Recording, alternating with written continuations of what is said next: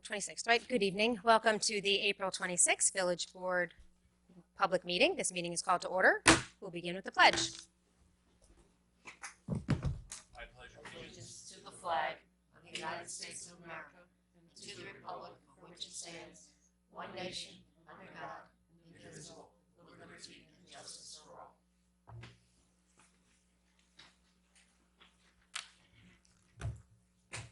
Madam Clerk, thank you for joining us for this special legislative session this evening. Trustee Blazemore. Present. Trustee Cotton. Present. Trustee Quezada. Present. Trustee Levin. Present. And Mayor Carey. Present. So before we open up the floor to any public comments on Village Board resolutions, I just want to give folks a heads up. We do have a somewhat complicated meeting because, as you see, we're starting with a special legislative session before we go into a work session, and then I believe we're going into executive session after that. We are also going to have a motion from the floor in the midst of our Village Board resolutions. As you are aware, we have provided you with a copy of the resolution declaring lead agency for the Board of Trustees, as well as the negative declaration as part of the seeker process that has been undertaken in the Main Street, Spring Street intersection project. So we will be voting on that, but then there's going to be a motion from one of my colleagues to reintroduce the resolution to defund the roundabout. And unless something has dramatically changed in the last 24 hours, it is my expectation that at the end of this evening we will be putting the roundabout on a shelf, at least for 2017. So if that influences any of the comments that you're about to make, just wanted to give you a heads up. You don't have to rail against us tonight, and I'm sure we'll all be interested to hear what each other has to say. So with that, Madam Clerk, can we open up for Right. Is there any comments on any of the resolutions on this evening's agenda? Please state your name, your residential address.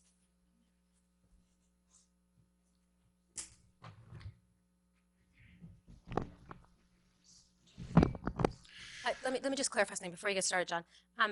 Because we said 4 minutes on this agenda and we did 3 minutes on this agenda, can we make it 4 minutes? Because some people might have been planning on that, because that was what we printed originally.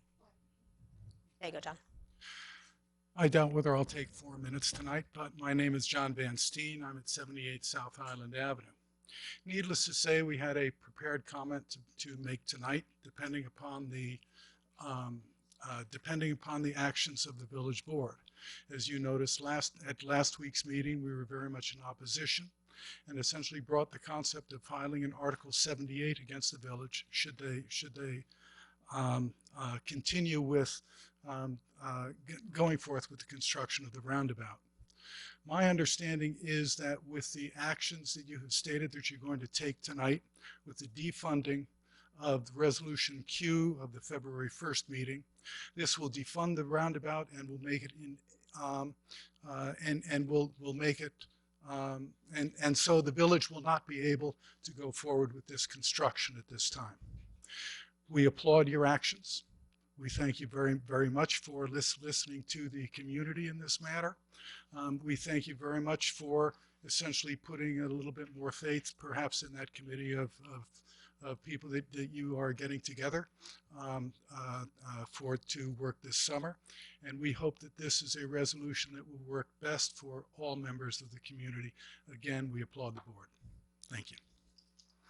And if you would like, I've got a copy of the statement that I prepared, but I don't know if that's necessary to go in at this point. It's up to you, John. We've gotten Okay. a lot of nice statements from you Thank over you. the months.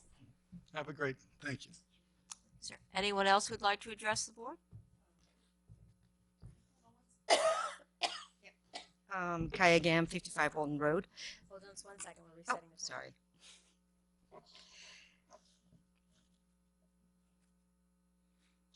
Thank you for your patience. Kaya Gam, 55 Walden Road.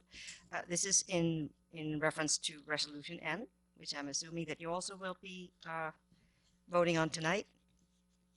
I'm looking at this document here, and I see that it's basically that you are still asking yourself to be the lead agency when that time comes, if I understand it correctly. I hope that with the development that will be happening in the next few months, that it will be clear that the Historic Preservation Commission and other boards in the village will have a major role in advising you on how things should be proceeding in relationship to this very particular document. And that's all I'm saying right now, because things will be evolving as we go. Thank you. Thank you, Kai.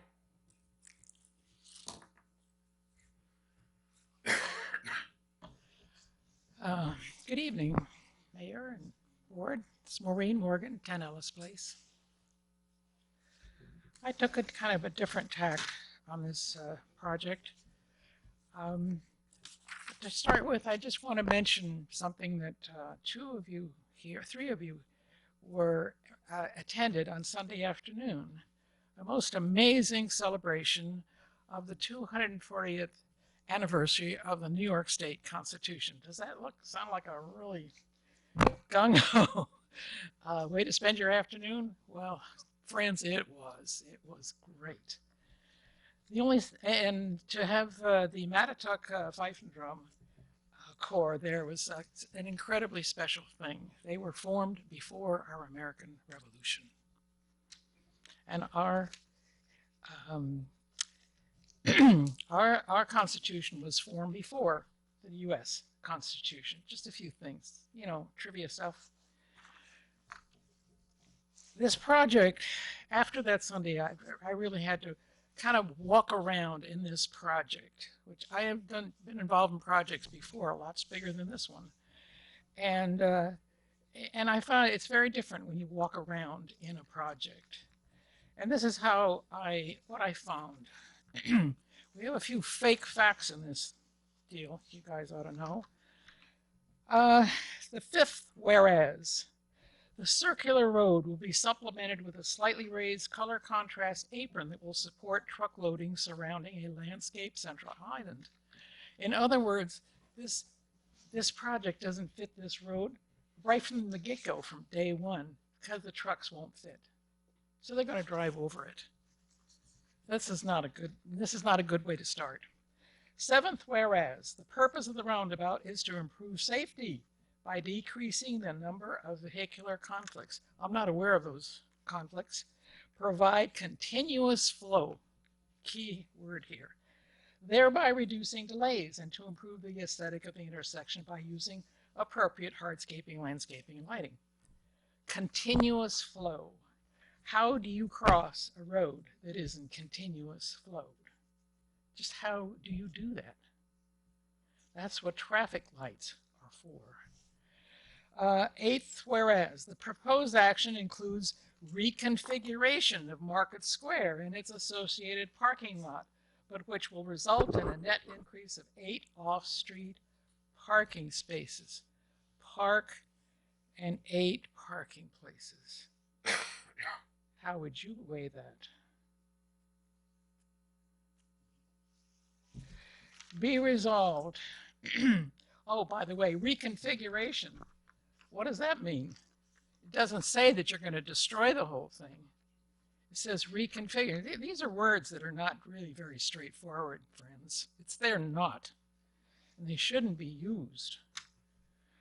Then be it resolved that the village trustees will say there was no significant adverse impact on the environment. You take away a park, you have impacted the environment. There's no two ways about it.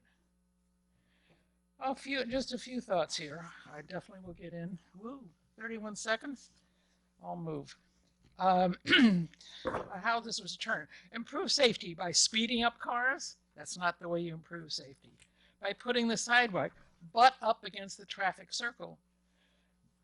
Pedestrians can reach out and touch moving vehicles. That's the way it's designed, friends. Here, that's what it is. A lot of drivers do not acknowledge painted walkways. They don't know what to do. They just drive through. No light, drive through. Improve aesthetics by removing a park. Well, I've said enough. Fake facts and opinions.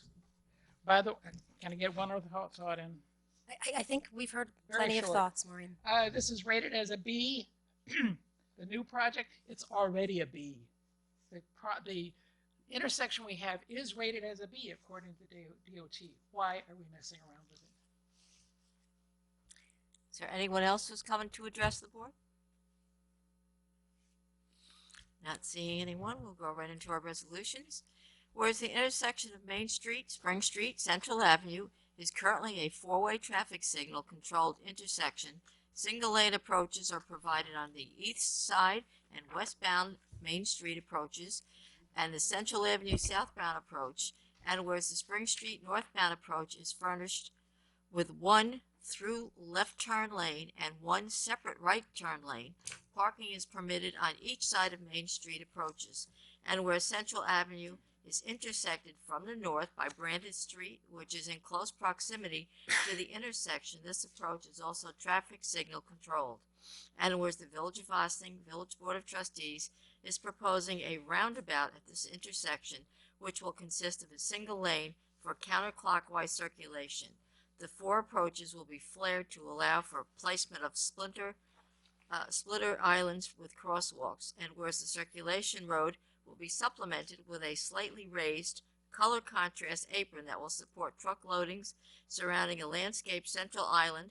Yield signs will be located on each approach to the roundabout, and whereas Central Avenue and Brandon Street will each be stop sign controlled at the intersection, and whereas the purpose of the roundabout is to improve safety by decreasing the number of potential vehicle conflicts, provide continuous traffic flow, thereby reducing delays, and to improve the aesthetics of the intersection by using appropriate landscaping and lighting, and whereas the proposed action includes reconfiguration of Market Square and its associated parking lot, which will result in a net increase of 8 off-street parking spaces. And whereas all streets and intersections involved in the project are owned and maintained by the Village of Ossining. And whereas all proposed work will take place on lands owned by the Village of Ossining, and whereas the subject intersection is located within or adjacent to the downtown Ossining Historic District and proximate to buildings listed on the New York State Register of Historic Places, and whereas given the site's proximity to historic resources, the Village Board of Trustees had preliminarily identified the proposed action as a Type 1 action pursuant to the State Environmental Quality Review Act, and whereas the Village Board of Trustees has prepared parts 1 and 2 of the full environmental assessment form, and whereas it is the position of the Board of Trustees that it is the only involved permitting agency with jurisdiction, and all other applicable agencies are considered interested agencies and or require permits that are considered ministerial in nature and not subject to CEQA. And whereas on March 1st, 2017, the Board of Trustees declared its intent to serve as the lead agency and circulated the lead agency notice and agreement, parts 1 and 2 of the EAF and site plans and renderings to the interested agencies, and whereas after 30 days of mailing the lead agency agreement, no other involved agencies was identified or objected to the Village Board of Trustees acting as the lead agency. And whereas comments were received from the Village of Ossing's Historic Preservation Commission, an interested agency, in correspondence dated April 5th, 2017. Additionally, comments were received from the Greater Ossining Chamber of Commerce in correspondence dated April 3rd, 2017. And whereas the Village Board of Trustees received correspondence from the New York State Office of Parks, Recreation, and Historic Preservation dated April 12th, which letter concludes that Parks, Recreation, and Historic Preservation has no archaeological concerns and finds that the proposed project will have no significant impact to historic resources. Now therefore be it resolved that the Village Board of Trustees hereby declares itself the lead agency, and be it further resolved that the Village Board of Trustees has compared the proposed action with the criteria for determining significance listed under 6 NYCRR 617.7C, and has determined that the proposed action will not have a significant adverse impact on the environment. And be it further resolved that the Village Board of Trustees has considered all reasonably related long-term, short-term, direct, indirect, and cumulative environmental effects associated with the proposed action, including other simultaneous or subsequent actions. And be it further resolved that the Village Board of Trustees hereby issues the attached negative declaration, which is attached to the resolution. Do I have a motion? So moved. Second. Would anybody on the board like to comment on this before we vote? Sure.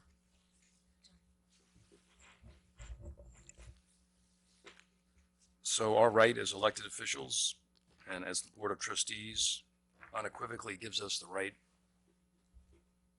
to declare this and to be the lead agency. That will be so if this project comes back or whatever in the future. That's what we're elected to do, and that's what will be in the future. I certainly appreciate, and I did have a chance to read a lot of the documentation that came in, but at the end of the day, this is a decision we are to vote on and we are to make.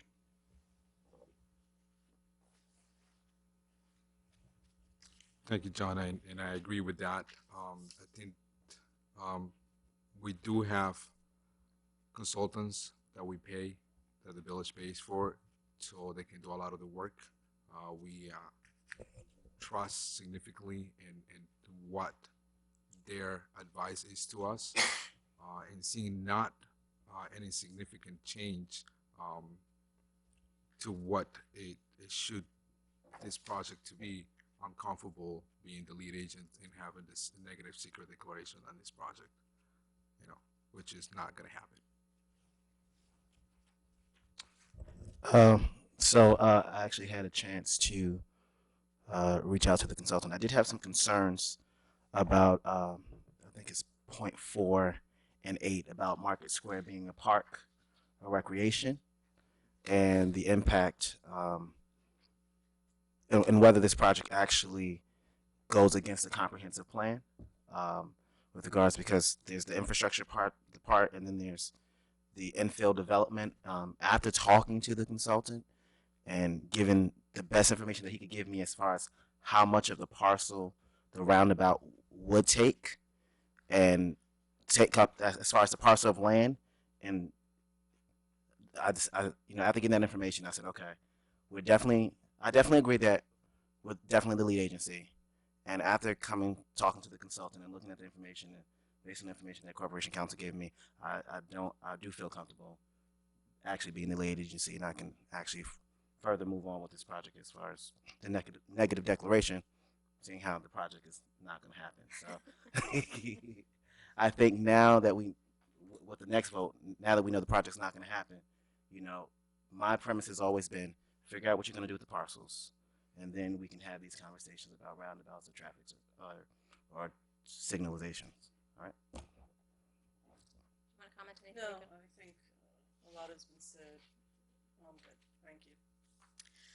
All right. I don't think there's anything I need to add to this. Madam Clerk. All those in favor? Aye. Opposed? All right. Did we decide who would be making a motion from the floor? Oh, Stuart, do you have the resolution to defund? I have the resolution there, yes. Could you provide a copy to the clerk? And if Happy to. do you have just one copy? Yes, but I think I remember what it said. I think we do too. The basics. We get. So, so I suppose we should hear from the clerk before we make a motion and make our comments then. Okay, so this will be B. So we're reintroducing So The- we introduce the resolution to defund the roundabout project. Okay, a resolution revoking prior authorization for the construction of improvements at the intersection of Main Street and Spring Street in the Village of Ossining at a minimum estimated cost of $500,000, and rescinding prior authorization subject to permissive referendum or the issuance of $500,000 serial bonds of the Village of Ossining to pay the cost thereof. Whereas the Village of Ossining Board of Trustees on February 1st, 2017 approved Resolution Q, titled A Resolution Authorizing the Construction of Improvements at the Intersection of Spring Street and Main Street in and for the Village of Ossining, Westchester County, New York, at a maximum estimated cost of $500,000, and authorizing, subject to permissive referendum, the issuance of $500,000 serial bonds of said village to pay the cost thereof. And where subsequent to the approval of Resolution Q, petitions were circulated pursuant to Village Law Section 9-902 for a permissive referendum approving or rejecting Resolution Q. And whereas the petitions were delivered to the office of the village clerk on March 3rd, 2017, and whereas the village clerk by letter dated March 8th, 2017 rejected the petitions for failing to comply with the requirements of Village Law Section 9-9021 and 8. And whereas there was a public discussion of the petition process on February 1st, 2017, and again on March 8th, 2017, and that during the March 8th public discussion, speakers asked questions of the Corporation Council, and the Village's Board of Trustees expressed their opinions on about the process. And whereas the Village Board of Trustees has reconsidered the authorization for the construction of improvements at the intersection of Spring Street and Main Street, and authorization for the issuance of $500,000 serial bonds of the village to pay for the construction of these improvements, including the construction of a roundabout. Now therefore be it resolved that pursuant to Local Finance Law Section 41A1, the Board of Trustees of the Village of Ossining hereby revokes Resolution Q, approved by the Board of Trustees on February 1st, 2017, authorizing the construction of improvements at the intersection of Spring Street and Main Street in the Village of Ossining at a maximum estimated cost of $500,000, and further authorizing, subject to permissive referendum, the issuance of $500,000 serial bonds of the village to pay the cost thereof. Do I have a motion? So move. Second. I'll just start off by, there was a question of, are we also going to undo Resolution N, which was the resolution to move forward with going out to the bid documents. The board discussed what's the best way to make it clear that this is not moving forward. We could have gone with this defunding approach. We could have gone with, we're just not going to go out to bid, therefore there will be no contractors hired. Either way, it's not going to happen this year, so the result is the same. Anyone want to comment on this before we vote?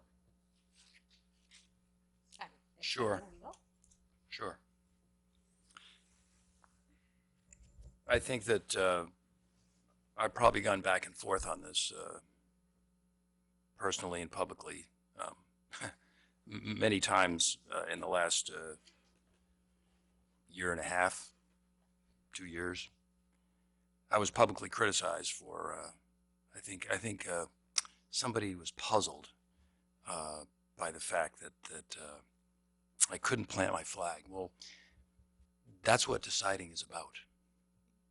You know, you go through all the processes and you put yourself over here and you put yourself over here, and that's what you call deliberating. And I've deliberated on this for a long time. And I have to say that the thing that happened in November, I think just created this transference of energy about government, even good government, even government that's doing good things, that created a public dialogue that was as ugly and as nasty as I can ever recall. And that was so troubling to me because it wasn't overbuilding a structure on the waterfront, or there wasn't some, huge environmental disaster, or it wasn't it wasn't a company wanting to buy a village property and put their headquarters there, or any of the other things that I have heard the public say that I felt are frankly irrational. But at the end of the day, I still want the roundabout there in some ways. And I know that the mayor's got some prepared thoughts and statements, and she and I have had a lot of interaction over the last week or so. And she went through the whole argument for the roundabout, and frankly, I could not agree or could not disagree with the logic in her thinking of this, because this process that we've gone through has been pretty exhaustive. And at the end of the day, it might be right, but it's not the right time. And so that's kind of where I come down on this. We're on the verge of engaging in a very important public engagement that's much more important than a traffic center. It has to do with the heart of our downtown. And, at the end of the day, the very people that we need engaged and confident and open to ideas are some of the people that are opposed to this. And I needed to reconcile that in terms of the long term, in terms of the arc of time, in terms of what it takes to make a long-term strategic decision for a space in our downtown that's been empty for so long. So I really, you know, in as much as you know, I'm going to vote for this. It's not because I'm necessarily against the roundabout. It's because we have to look beyond this. We have to have a level playing field. We have to have a place where everybody feels engaged and heard. And so really the hard work is going to begin now, because I think the roundabout could still be a possibility. I just think, I mean, I have to tell you, every day we get letters of people saying that they think the roundabout is a good idea. Now listen, who's going to stand up and say, oh, I want the roundabout. That's going to be the greatest. No, nobody's going to do that. That's not how municipal infrastructure projects work. Nobody's going to jump up and down and sing hallelujah about that. But if people don't want something, and they're angry enough about it and they're upset about it enough, then they can create the kind of friction and the kind of tension that's not going to be helpful when we go through a public dialogue. So I am going to vote for this tonight, and in some senses against my own best judgment. Like anything new, like anything that we haven't seen a lot of, change is hard. Going and doing something that you're not familiar with, that's difficult. That makes people really uncomfortable. My job is to Krug Management Consultants. We go into companies all the time and we help people through a difficult situation because the way they're going to do things in their business is completely changing. Now, we did some things around the messaging of this in which we really didn't do our job. And that's too bad. I wish we could have gotten more people to come our way and to speak publicly in favor of it, because I don't think we'd be making this vote this way if we didn't. So I think I'll just leave it at that. But the hard work's going to begin now. The hard work of really discovering what our downtown needs to be and the kinds of resources we need to make it the place that we all really want, so that we'll have a downtown we'll be proud of in 5 years, 10 years, and 50 years. And that's what's really important to me. Thank you. Well, next, thanks, John. Always tend not to follow up your speeches. About almost 2 years now, we sort of begin the process of what do we do for an intersection in our downtown. And it began with one of the comments that I had: we should put a roundabout there. The board at that time felt that it was an option. We went through the whole process. It passed through, and now we are where we at this point. I feel what John says, and I agree with a lot of the stuff that he has said. I think one of the biggest accomplishment that we actually had right now is the engagement of the public, of the community. Since I've been sitting on this board, I haven't seen that much of a passion for something in our community like this has become, and this came to a different. It took a different step. It took a different approach where we actually are looking, as John mentioned, our downtown in our vision that we have been talking and try to get to at some point. But now is that time. One of the regrets, I guess, that if I can say I have, is the civic engagement of the community. I think that's something that we, as a board, as a future boards come, that's something that they need to keep in mind to communicate projects like this for the future, and spend an extra 6 months advertising something, because I think it's necessary to do something like that, especially if it's going to affect the fabric of our community itself. I'm not sure if I'm going to be 100 years here, but definitely in 100 years, this community is going to change a lot. It's going to be something different. And I think we, as elected officials, or whoever sits on those chairs, have the responsibility to look 5 years, 10 years from now as a vision for the public, for the community, for what intends to be the future of our village. So, and that's what we are looking for, this new committee that We actually went through and some people got an email and we're going to be voting on it. So I think it's going to be something interesting, something unique. And in that part, I cannot wait to see what it comes out to be. So again, thank you for everything that the community has done. The engagement, positive or negative. I think that is the lesson that I have learned, at least on this particular project. So thank you.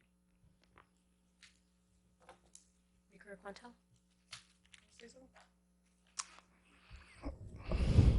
Well, pretty.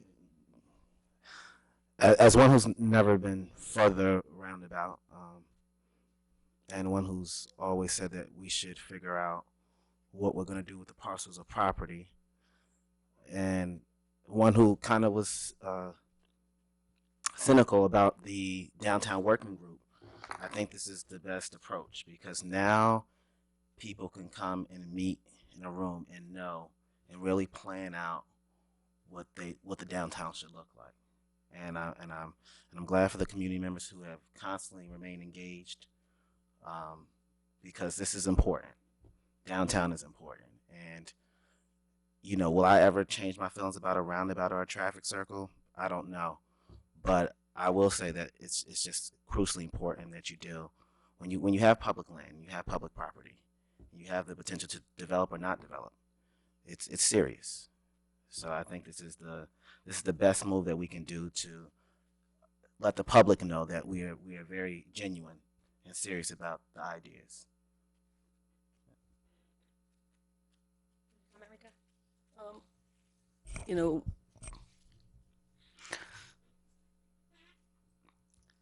I think that I don't want to be redundant, so I'm going to just sort of talk a little bit about change. I was excited when I joined the board that this was a board that was looking at different ways of doing different things. It started as an intersection well before Quantel and I actually joined the board. And I got excited about a board that thinks about and researches how other communities do things, do change. So what I take away from this is a better volume of information, both quantity and quality, by both the elected officials and the paid staff that we hire to deal with the public, that we do a better job with the media, and that we do a better job in really communicating. We're liaisons to a lot of committees. So when I play back this over again, and there were a couple of people said it was the process, not necessarily the roundabout. My concern is that I hear people start their statements with, I really want change, but. And I do hope that the redevelopment group, the downtown development fund council that is working, I know, Chris, you're going to speak about a couple of things to do with the parks. My hope is that people who talk about wanting change actually do go down that path, because I find that that's not actually what's been happening. That there's a lot of talk about change, but that when people do approach change, it doesn't actually happen as easily as I would have liked it to. So I'm hopeful that this committee does differently, and I'm hopeful that both the elected officials on the staff take away from this just to do more communications with the different committees that we have and individuals directly. I mean, with emails, it's really not a big deal. If I were to do it again, I would have done the communication piece much more upfront than later on in the game. So I'm always looking at how to take the same test over and do better on it. And I don't know where the roundabout is going to end up after this, whether it will be considered or not. I've said it before, I'll say it again. I like roundabouts. I think they're actually a really viable way to do it. So I will make it my own sort of chart, and I think John sort of said that, to look at it again at a different point in time within a different structure. So I do thank everybody for their input.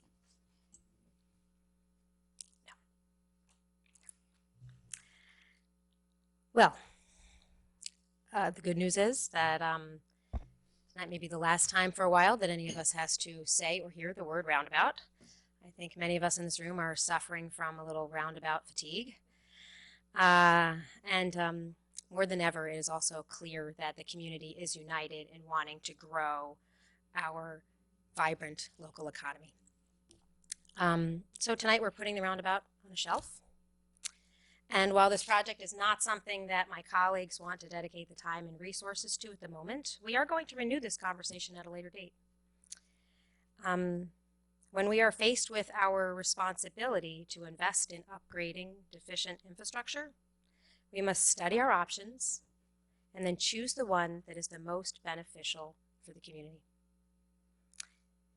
How can we ask private individuals to invest in our downtown if the village is not willing to provide the best possible infrastructure that is needed to support our safety and economic development? You know, when we were preparing for last week's walk through the roundabout with all the cones and the sawhorses set up, I wasn't actually sure how I would feel once I was experiencing it firsthand, even after looking at the designs on paper for 20 months, nearly 2 years. But you want to know what blew me away? It was standing in that space between Good Choice Kitchen and Main Street Deli and realizing what a tremendous positive change the roundabout would bring. It would create an area so much larger than I imagined, where people could sit and gather, grab their lunch, chat with friends, read a book, even if it is on an electronic device, and gather in a space in our downtown where no one ever has. And then there's a mirror image almost of that kind of gathering space right across the street. And it was in that moment that I fully understood why so many experts tout placemaking benefits of roundabouts. We all live in something of a bubble. It's human nature. If you're anti-roundabout, the majority of the people who speak to you about this topic share your position. Outside of public meetings, the majority of people who speak to me about the roundabout think it's a good idea. Unfortunately, most of those people don't come to public meetings or carry petitions. At the core of this whole conversation is, does the village support safety and economic development in our community? A representative democracy demands that we, the board, act in the best interest of the community we serve. There are only a handful of chairs at this table. We are elected to represent you, and we all take that job very seriously. If we aren't willing to work hard and follow through with our responsibilities to foster a safer, more prosperous community, why bother doing this job? I am never going to fear conflict or controversy. Sometimes I believe it is necessary in order to thoroughly vet an idea and challenge preconceived notions. And I'm pleased to hear that many of my colleagues are already thinking about how we might approach it a little differently the next time we renew this conversation. I am someone who enjoys the process of deeply studying an issue and then coming to a clear decision that is fact-based. So if we don't see eye to eye on the roundabout, maybe we will on the next issue that really matters to you, whether that's housing, code enforcement, minimizing our tax burden, or redeveloping our downtown. And when we are standing on the same side of an issue, you can be assured I will bring the same courage of my convictions to that process as well. Madam Clerk. Corporation Counsel, would you like a roll call vote on this, or? Yes, please. Thank you. Yes, please. Thank you. Trustee Bazemore? Aye. Trustee Cosner? Aye. Trustee Quezada? Aye. Trustee Levin? Aye. And Mayor Garrity. Nay.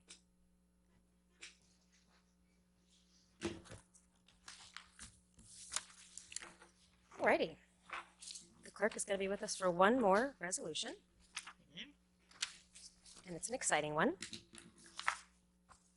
Resolved that the following individuals are appointed to the Downtown Redevelopment Working Committee effective April 26, 2017 through July 31st, 2017, unless extended by the Board of Trustees. Community members: Jennifer Benson, Laura Carbonero, Louis Carena, Helder Delcabecco, Leilani Dooley, J. Philip Ferranda, Kaya Gam, Jeff Gasparo, Justine Lackey, Diane Lemon, Rudolfo Moran, Susie Ross, John Van Steen, Dana White, and John Zeltzman. Village representatives: Quantel Bazemore, Trustee Lynn Brooks Avenue, Director of Planning and Economic Development, John Fry, Planning Board, Victoria Garrity, Mayor, and Stuart E. Kahan, Corporation Counsel.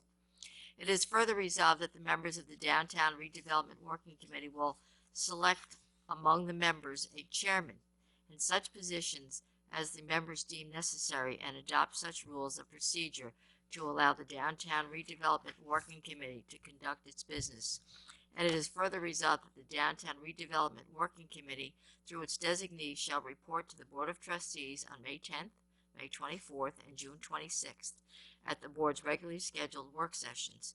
And it is further resolved that the Downtown Redevelopment Working Committee will present its final report to the Board of Trustees at the board's July 26, 2017 work session. Do I have a motion? So move. Second. Who would like to comment on this? This is a pretty exciting resolution. Yeah. Go right ahead, please. Go No, ahead. you I go. always go first. No, I don't want to. You go first. And I can just do the ditto.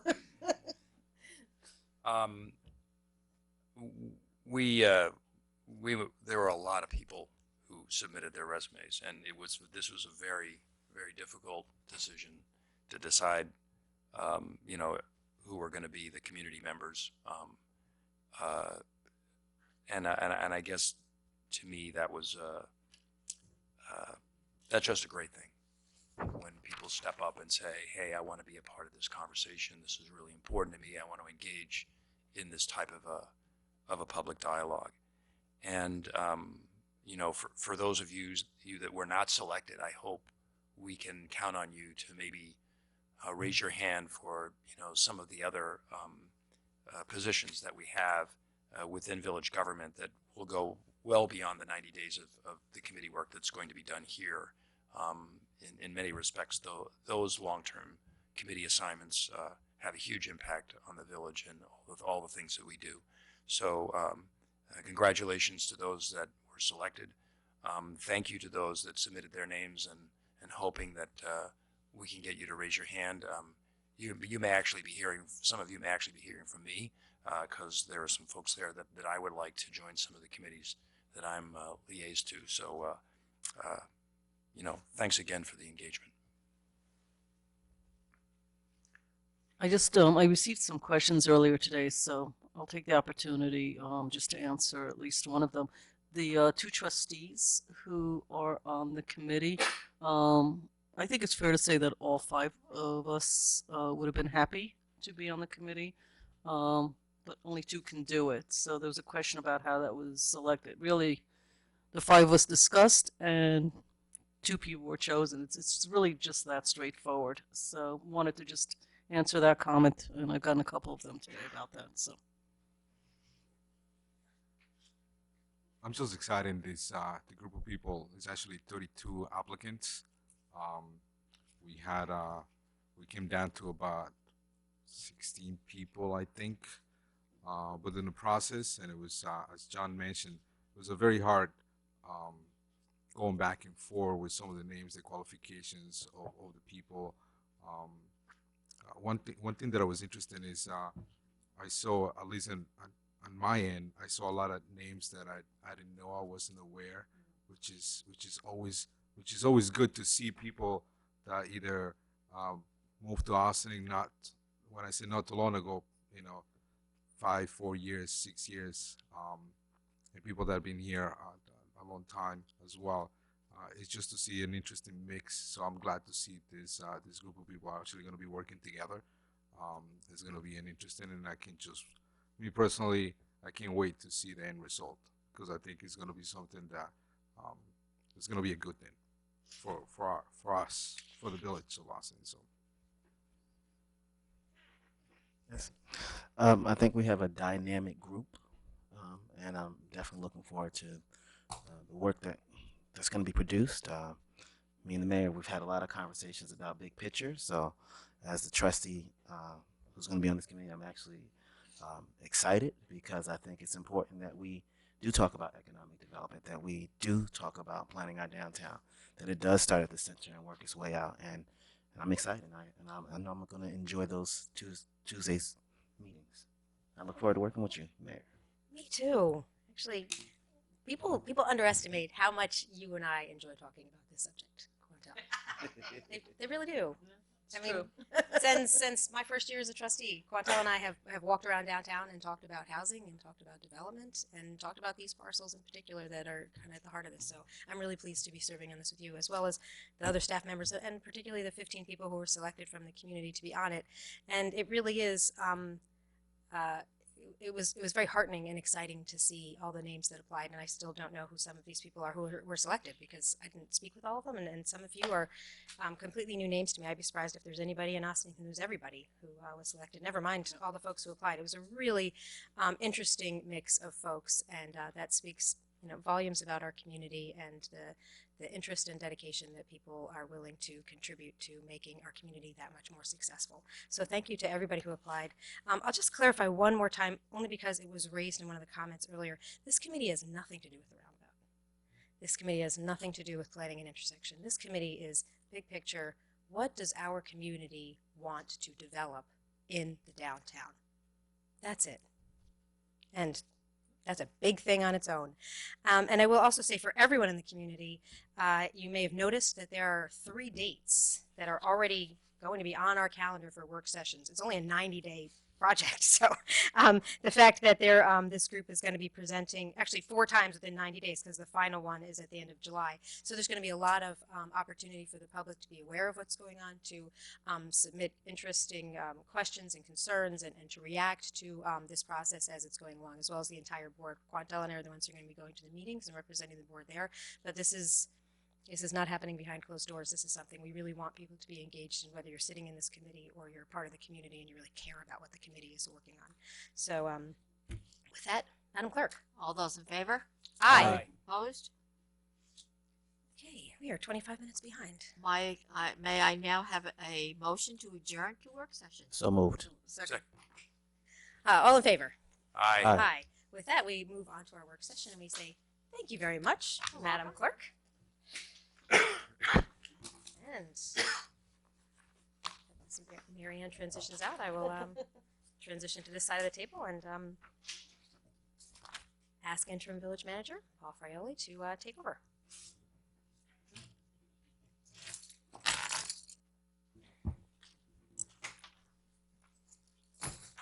No pressure. Good night, Mary Ann. Thank you. Good evening, Mayor and Board. Good evening, Paul. Our first agenda item this evening. With us this evening, we have Ms.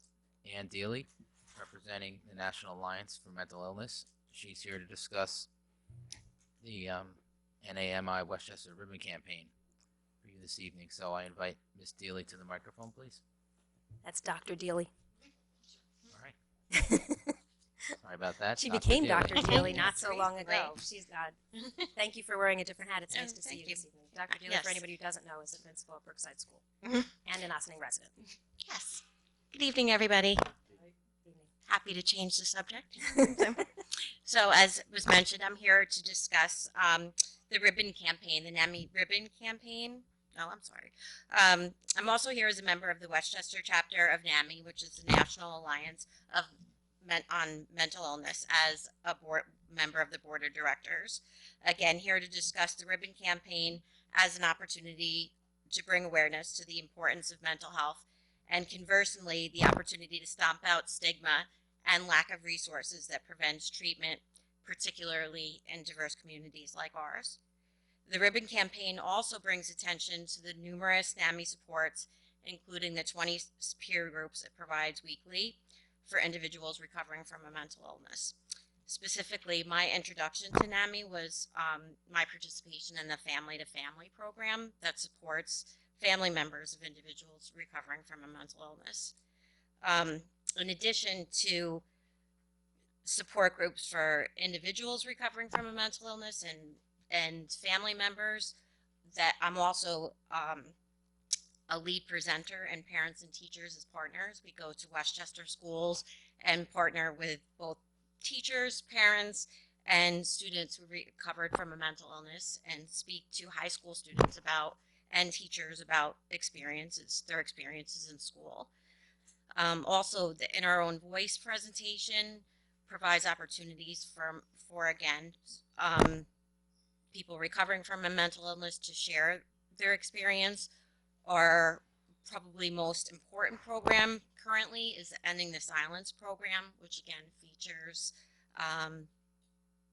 young adults recovering from a mental illness presenting to high school students, trying to help them recover early. As we know, early treatment is the best route to best outcomes.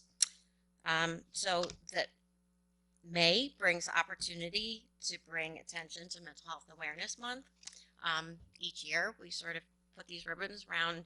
In some communities it's around trees. In Ossining, do you prefer lamp posts in the past? So we would love to have the opportunity to do that, and I'd love to have the opportunity to answer any questions you may have about it. So what is the ask, that you can be able to put those on as many lampposts as you can find, or? So that basically has been the process in Ossining. In different places it looks different, so it may be around trees. For some reason in Ossining here it's been along South and North Highland and on Main Street around lampposts. I think there's been some kind of environmental hope that we wouldn't put them around trees, and certainly I love trees, so.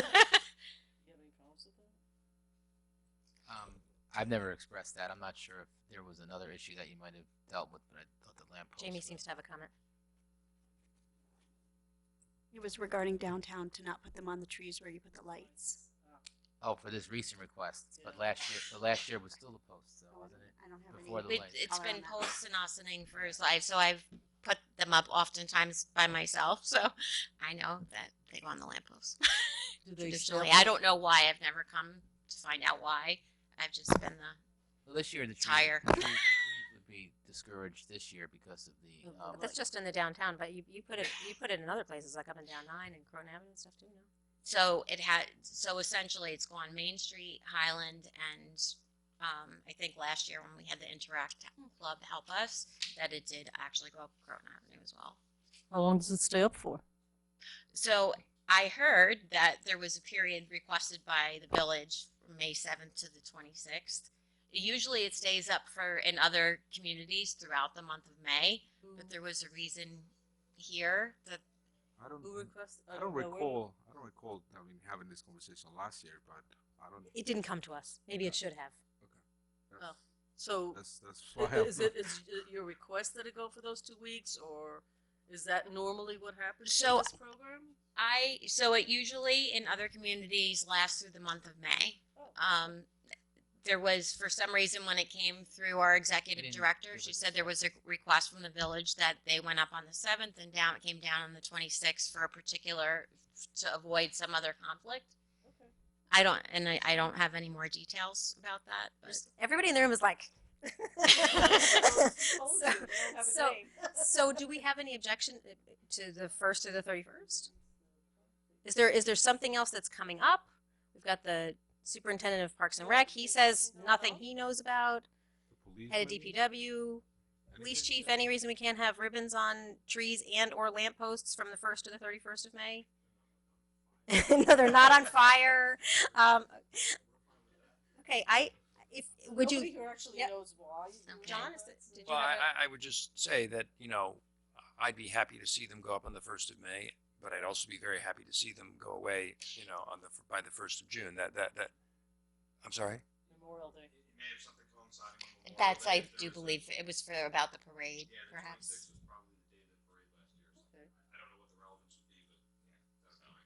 Is it a problem to have the parade go through when there's ribbons on the trees of the Memorial Day parade? I mean, the flags are still going to go up anyway. They We go can up honor- they go at a different place anyway. The We flags. can honor veterans and be aware of mental health at the same time, I think. I think they could coexist for I a can weekend. tell you, Yeah, I think we're unlike okay. I put them up in several other communities, but I live here, I'll make sure they come down here.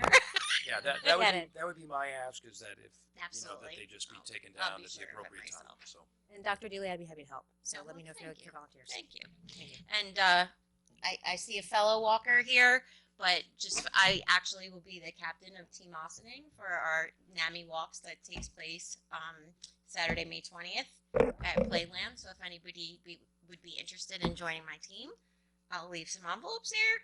So sponsor a walker, be a walker, stomp out mental stigma against mental illness. Thank you. Thank you. Thank you. Thank you so much. Thank you. That's so interesting. All right. That was Thank a good you. one. We gave her more than she asked for. We don't usually get to do that. What did you get your doctorate in? I'm just curious. What did you get it in? Education. Oh, great. Thank you, Dr. Dealey. Our next presentation is by our Superintendent of Recreation and Parks, Christopher Soy, to expand on what he has undertaken with the Downtown Development Committee, spearheaded by Omar Herrera, regarding the tree well program in the Downtown Business District, to coincide with some of the street lighting that's going to commence pretty soon. Chris. Thanks, Paul. Good evening, Mayor, trustees. A little bit earlier this year, I was made aware of a couple of initiatives that were being proposed and discussed regarding the Downtown Economic Development Fund Council and improvements in the downtown. And what was brought to me was the a tree well project and the Adopt a Tree Well program. A number of weeks ago, conversations. Omar Herrera contacted me and began discussions on what the program would look like, what it would entail, what the support would be required, and the oversight over the program. A lot of the real planning and preparation and kind of consolidation was done through the Downtown Economic Development Fund Council. The presentation to me and regarding the tree well, the facilitation of the program as it relates to sponsorship, and then also the care, planting, and maintenance of the tree well. So upon reviewing the program proposal, went into some research on just tree well programs, recommended plantings, maintenance, other activities associated with community engagement as it relates to the maintenance of it and the upkeep. And a proposal was put together, was shared with Omar, which then went to the Downtown Economic Development Fund Council. So we have a plan together. We have a program in place. The administration of the program, meaning the marketing, advertising, acceptance of sponsorship of the tree wells, will be done through our office. Our Parks Department will be the lead in planting, maintaining, and upkeep of the tree wells. We have a planting plan with appropriate plants for tree wells, and we think we have a very attractive, very welcoming, diverse, full planting plan for each of the tree wells. So that's kind of where we stand now. I think we're just about at the place where we're going to push it out to the community and to the businesses to offer sponsorship opportunities, and we'll go from there. Thank you, Chris. And while he is doing that, pushing out and soliciting of sponsorship, the Public Works has also met with Omar with regard to some of the rehabilitation of the tree wells to make them worthy of Chris's planting and dedication, sprucing up that they're going to do, more along the lines of masonry work and some decorative fencing details. And that's really all done under the one Downtown Development Committee draw drawdown that was accomplished with Omar's consultant retention and development of this program. So that's going to take place. I just got the laundry list from our public works foreman that was the result of a field visit for all the tree wells in question with Omar, and it's going to take some time, but we'll get on it and get it done in advance of Superintendent Zoy's efforts. I just wanted to add a few things. First of all, there's John Seltzman and Andy Kaplan, who actually are part of the council that put this whole thing together, brought it to the board. I want to say 6 months ago. I don't remember the exact date. Got approval. They put 2 projects on the board. This being one, went out and hired a consultant, which is in this case Omar, as you've heard. I think they did an amazing job. I'm the liaison to this particular council.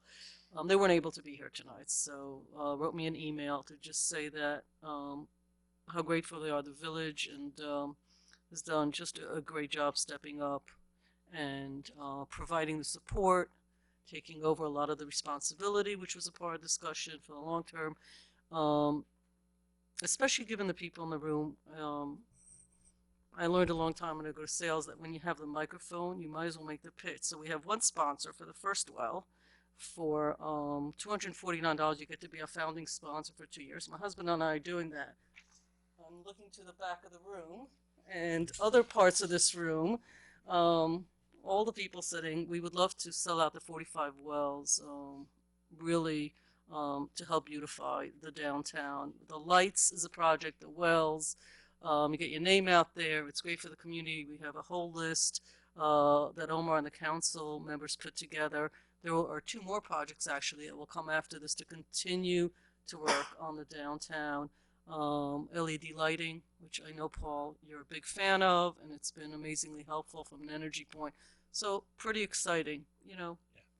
And thank you for really just taking it over, Chris, and running with it. Yeah, and and to that, I don't believe there's any further adjustments or modifications to the applications. And so in terms of getting it out, you'll be able to find these the founding member sponsorship applications on our webpage. We'll put it up on our Facebook page for reference. We'll have obviously hard copies at our office, so that's where you kind of get the hands on it, and you can contact me at the recreation department for any further information on it. Can I clarify? I just wanted to clarify this. The sponsorship opportunity is available right now. I assume the planting is going to be done in the very near future. Mm-hmm. Yep. So is there a timeline by which people need to sign up? People like deadlines. So I'm just wondering, is there a deadline by which you need to decide if you are being a sponsor or not? I see nodding. Yes. Memorial Day weekend. So everybody has until Memorial Day weekend if you want to be a sponsor, and they may go faster than that because there's a limited number. You said there's 45. 45. Okay. And so Jamie, can we get that on the homepage as well of the website? Great. I just have a question about the applications. The applications are online. Is it processed online? Can I pay online or? No, it's going to be hard copy submission of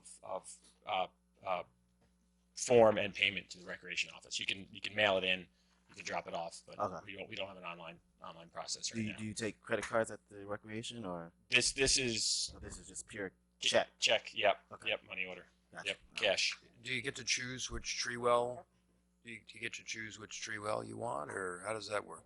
Or is it like some random shady for thing? Mr. Herrera? No. Give Omar $10 under the table. You get to choose a tree. What if I pay a premium? Can I get a specific tree well? I mean, We'll work on that for next year. Business could choose it if they wanted in front of it. Yeah. We will figure it out. I mean, let's just get 45 people lined up or companies. I mean, we're actually going after corporate sponsors. Yeah, and associated with it, there's signage at each tree well recognizing the sponsorship of of that particular well. So there's signage to recognize. How big is the sign? It's 5 inches by 5 inches. So if we pay double, will be double size the sign? Yeah. We can get neon. We can Some LED lights. Bright it up. I Never think call LED it. lights Flashy. will be. flash. I think the HPC would have something to say about that. Yes, yes. Actually, a lot of work went into figuring this stuff out. As much as we kid around, actually, a lot of work went into the signage. Omar went and looked. I mean, every time you think something is simple, honestly, it's just not. But we did work through, I think, all the details. We're ready to go, right for the spring/summer. So And just to clarify something real quick, how much is the sponsorship? the for first 2 years is $249. After that, it's $199 a year, I think. So, man, Yeah. it's a silly question, but why 249? Why can't it be like 250? I don't know. I'm just saying. You can sit on the committee next time and figure this out. No, I think we're covering some of the costs.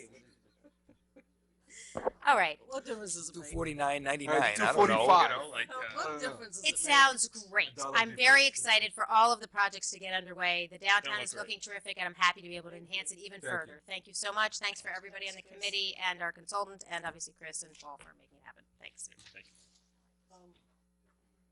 Thank you, Chris.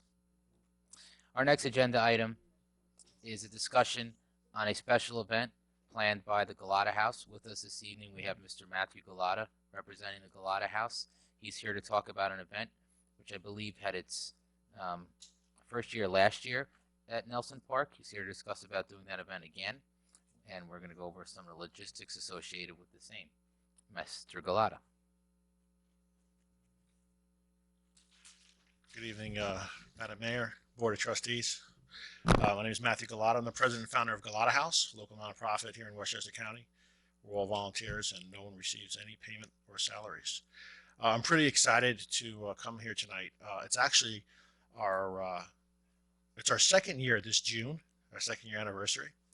But this will be we've completed 3 events at Nelson Park already. Our first event, Madam Mayor, with your children, with the Westchester Knicks. It was a really incredible, fun event.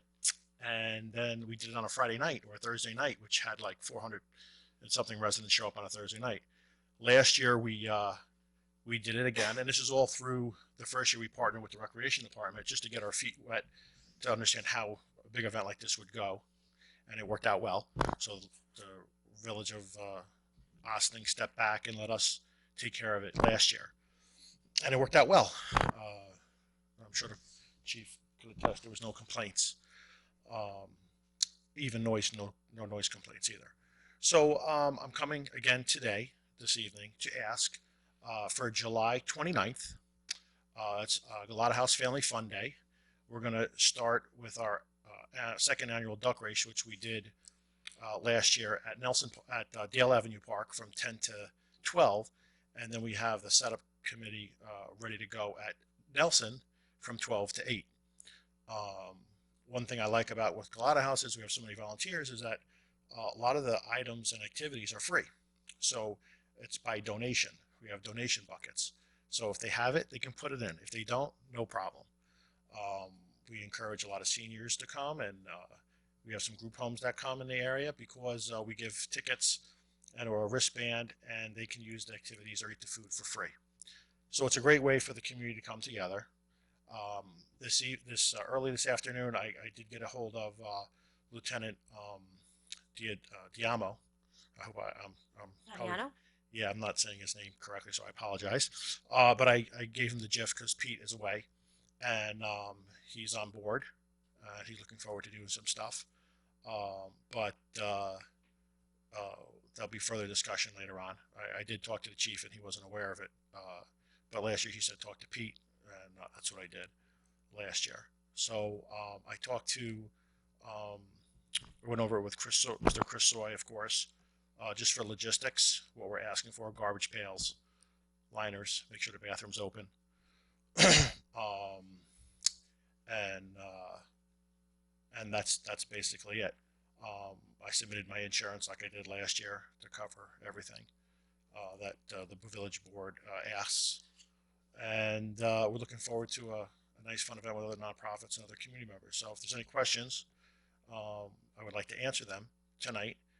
And like we did the last 3 previous times, I'd like to start putting the flyer up and promoting it.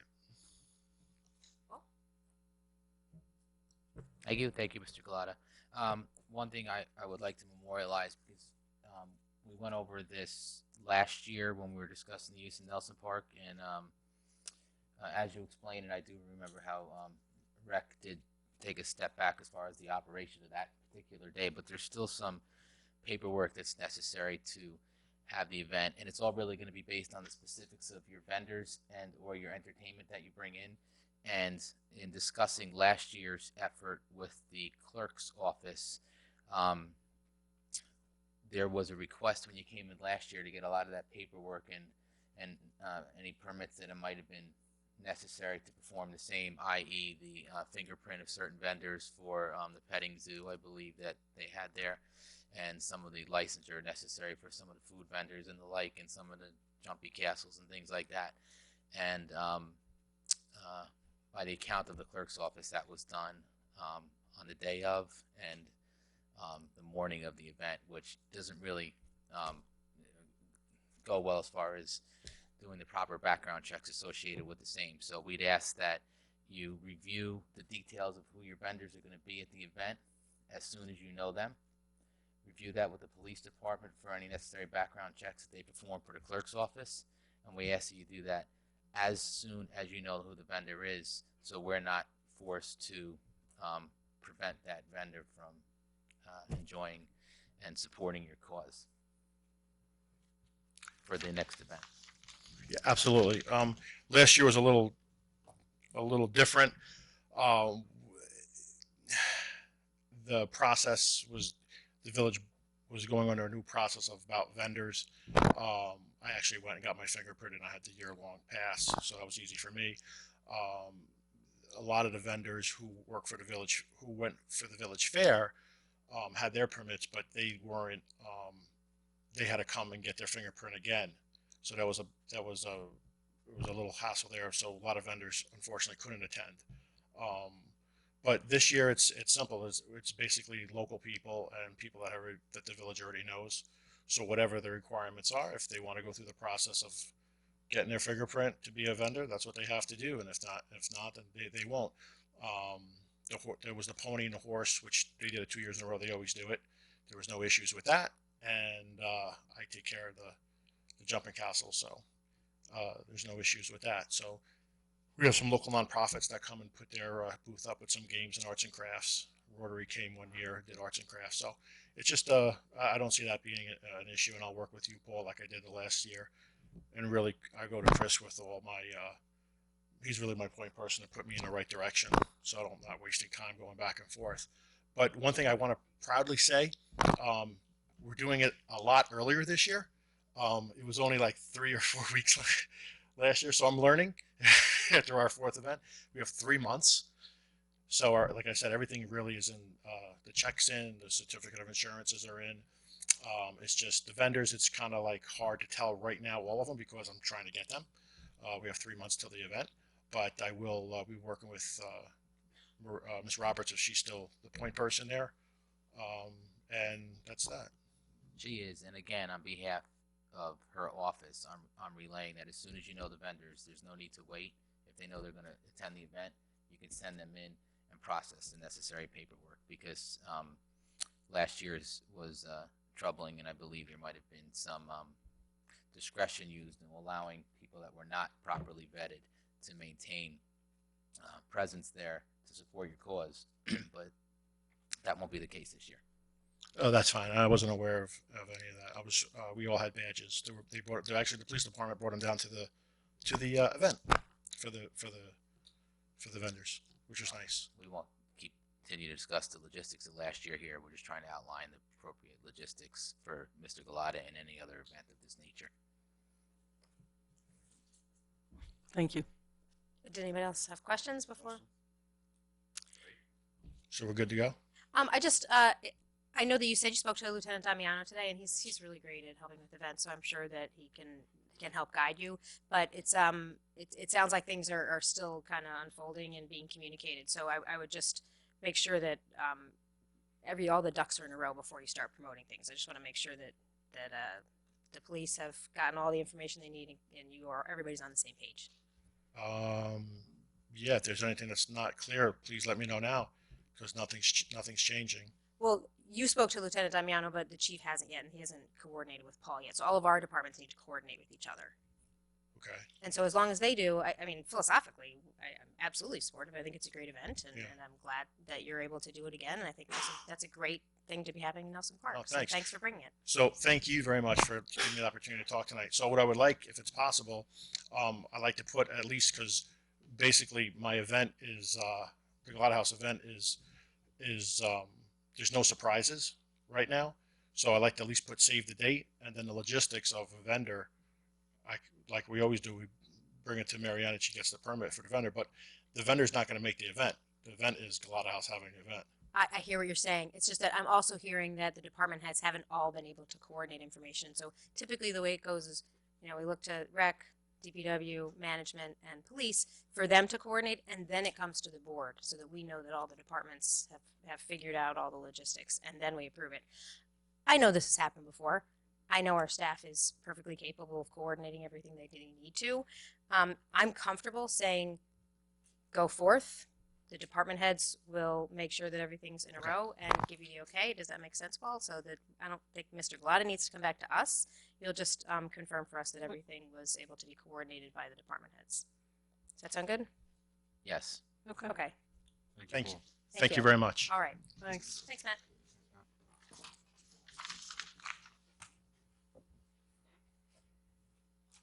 Thank you, Mr. Galata. Our next agenda item is discussion that I believe was probably. Thank you again, Mr. Galata. The next item on the agenda is a discussion on the use and possible revisions to the village code as it relates to gas-powered leaf blowers and their use in the village of Austin. To lead that discussion tonight is our corporation counsel, Stuart Kahan. Thank you, Paul, and expert leaf blower. You are now. We did receive a letter from a resident inquiring as to whether the village would consider limiting the use of gas-powered leaf blowers during certain periods of time. And the letter writer was helpful because she cited to various other local ordinances which deal with this. And I actually took a look at some of them so I can just give the board an idea. Just so you know, first, in the village, the requirement, village does not restrict it in that sense. There's a decibel limit in the village. That's all it is.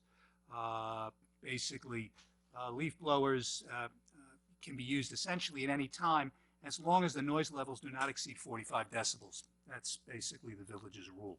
Is that even possible? I don't know what 45 decibels is, but leaf blowers are crazy loud. What kind of noise ordinance do we Well, what have it if it says is doesn't this. include leaf It blowers? says noise levels from domestic tools and equipment and from vehicle repair during the hours of 8 a.m. to sundown Monday through Friday, and then on weekends, shall not be restricted by this subsection.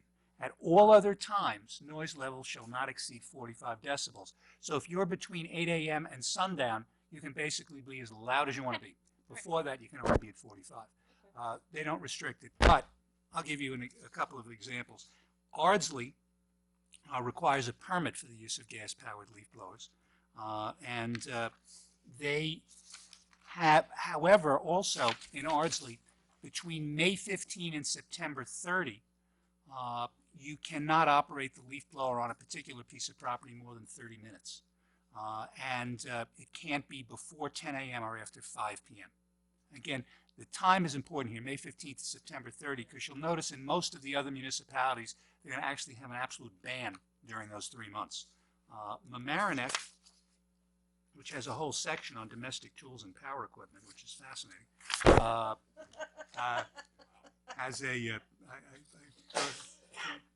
I can't say more. I'm getting a little concerned. But in Mamaroneck, for example, the use of gas-powered leaf blowers shall be unlawful in the town during the period of June 1 through September 30 of each year. It's an out-and-out ban. Otherwise, if it's equipment powered by an internal combustion engine, cannot be operated before 8 o'clock and after 9 p.m. But again, gas-powered leaf blowers, they, in Mamaroneck, prohibit them essentially during the summer months. Tuckahoe, the same thing, June 1st through September 30. You can't use gas-powered leaf blowers. During the other times of the year, there are time restrictions there as well. There are exceptions. If there is a major windstorm, you're going to be permitted to use it. Also, as I'll get to now, in Tarrytown, owners of single-family homes or owner-occupied 2 or 3 family homes who are using the leaf blower on their own premises are exempt in Tarrytown. So that's just there. But in Tarrytown, It's just an anti-landscaper leaf law. leaf and garden Yeah, blowers actually, are, that is are prohibited from June 15th through September 15th, and on Saturdays, Sundays, and holidays between September 16th and June 14th. So Is that when again, it's permitted or prohibited? in Tarrytown, between September and June, Monday through Friday, you can use it, but you can't use it on weekends. But between June and September, you can't use it at all. Okay. So, and last but not least, Sleepy Hollow has its own restriction, which is similar to what we had here, except basically they only allow you to use the gas-powered leaf blowers between October and the Friday of Memorial Day weekend. And in that other period from Memorial Day weekend through September 30, you can't use it. So most of your jurisdictions around here have essentially a 3-month moratorium for that. As I said, Ossining does not. They have all they have is the decibel limit for using it before a certain hour and after another hour. And I just wanted to throw that out so that everyone would know what the different ordinances are. Okay. But effectively, there are limitations, and they do limit it for the gas-powered leaf blowers. That's what most of these places do. Some of it for noise pollution, some obviously for air pollution. As I said, in one of them, Ardsley, they actually have them permitted. But even if it's permitted, it has to meet certain EPA requirements. I don't know how many of the folks using them are actually going to conform with the EPA requirements with regard to their leaf blowers. It is just something for the board to consider, but that's sort of the sense of what the localities in this area are doing with regard to gas-powered leaf blowers. You have a question? Yeah, I do. So what about the electric leaf blowers? Those are fine. Depends Are on the those are okay? Depends on the municipality. Most of these have specifically outlawed the gas and have not limited the electric. But again, it depends, Trustee Common, on the particular municipality. As I said, Tuckahoe is explicit. The use of gas-powered leaf blowers is prohibited. There are 1 or 2 where it's of any type of. There are 1 or 2 that were electric and gas-powered because of the noise situation. Most of these statutes, most of these ordinances appear in the noise ordinances for the particular places, except, as I said, Mamaroneck, which has a whole separate section on. Well, I guess I mean, listen, I'm not a big fan of these leaf blowers because they just pollute. I mean, The gas ones. The gasoline ones are just terrible. I mean, for the environment. I mean, it's just, it's awful. I mean, global warming, folks. I mean, honestly, you have millions of these things going off across the country here, and it's pretty bad.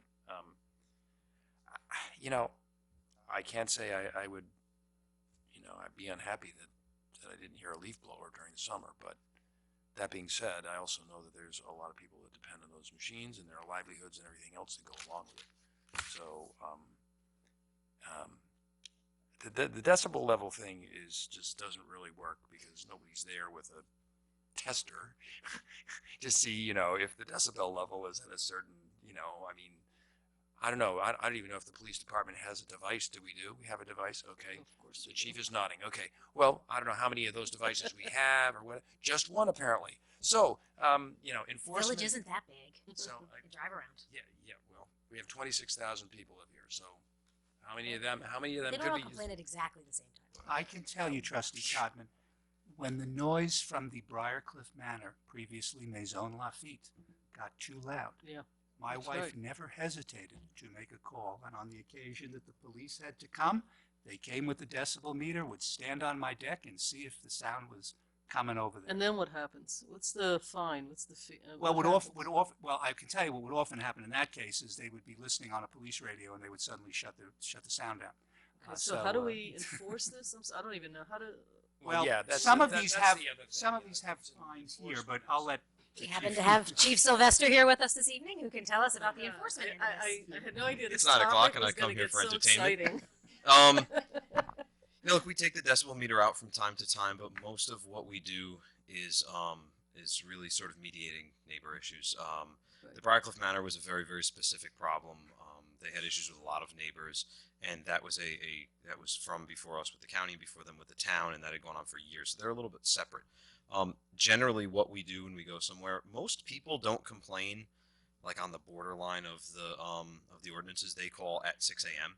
and say that there's a professional landscaper with 4 large scale mowers going right now, and it's usually pretty clear. If somebody's got a leaf blower and it's the middle of the day, I don't know that we've ever taken it out and tested the leaf blower to see whether it exceeds whatever decibel things we have. We usually try and tell people to try and get along. If you've been running the mower for 12 straight hours, then we probably have a conversation about that, and most people are open to that.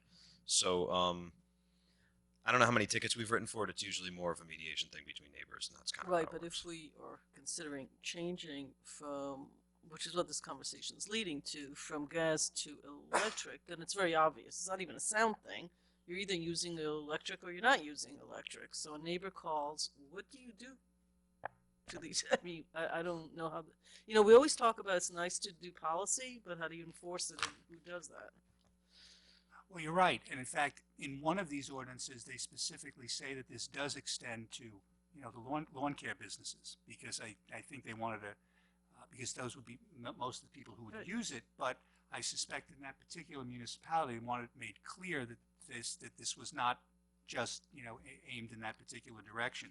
I mean, there's currently, we have violations, in terms of our noise ordinances.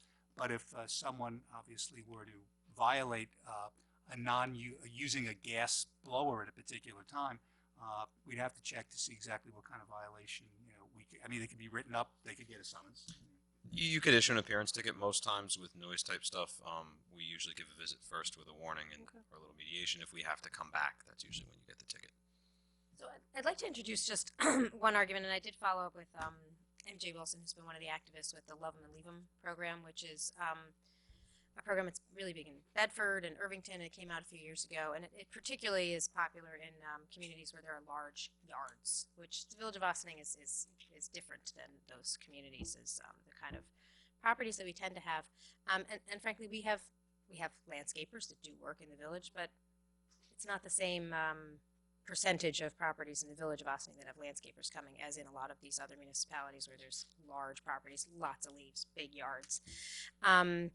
And the Love 'em and Leave 'em program, they've actually done trainings for landscapers on how to do more of the leafing and mulching in place by using the gas-powered leaf blowers. So the gas-powered leaf blowers are actually an asset to the environmentally progressive Love 'em and Leave 'em program.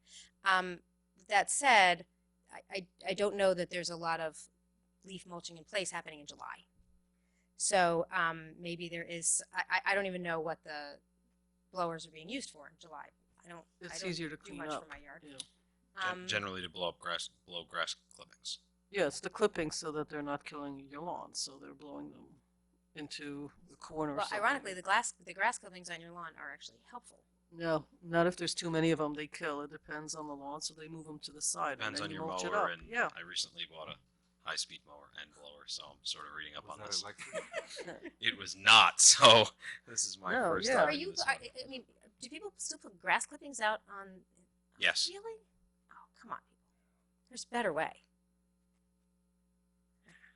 This sounds like Okay, more of an so education what are program we than doing here tonight? What is the purpose here? We're getting educated, it would seem to me. I mean, I mean, So is there an appetite to restrict the gas leaf blowers from In the summer, to September 15th or something? Or, first?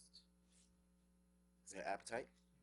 You know what is interesting to me, which I still not clear enough in how the enforcement will take place. yeah.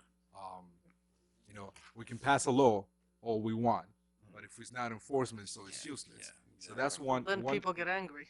And that's one thing that I have a concern. The other one that I have concern is, let's say we pass it and we have the enforcement ready to go, and we can pass this next week.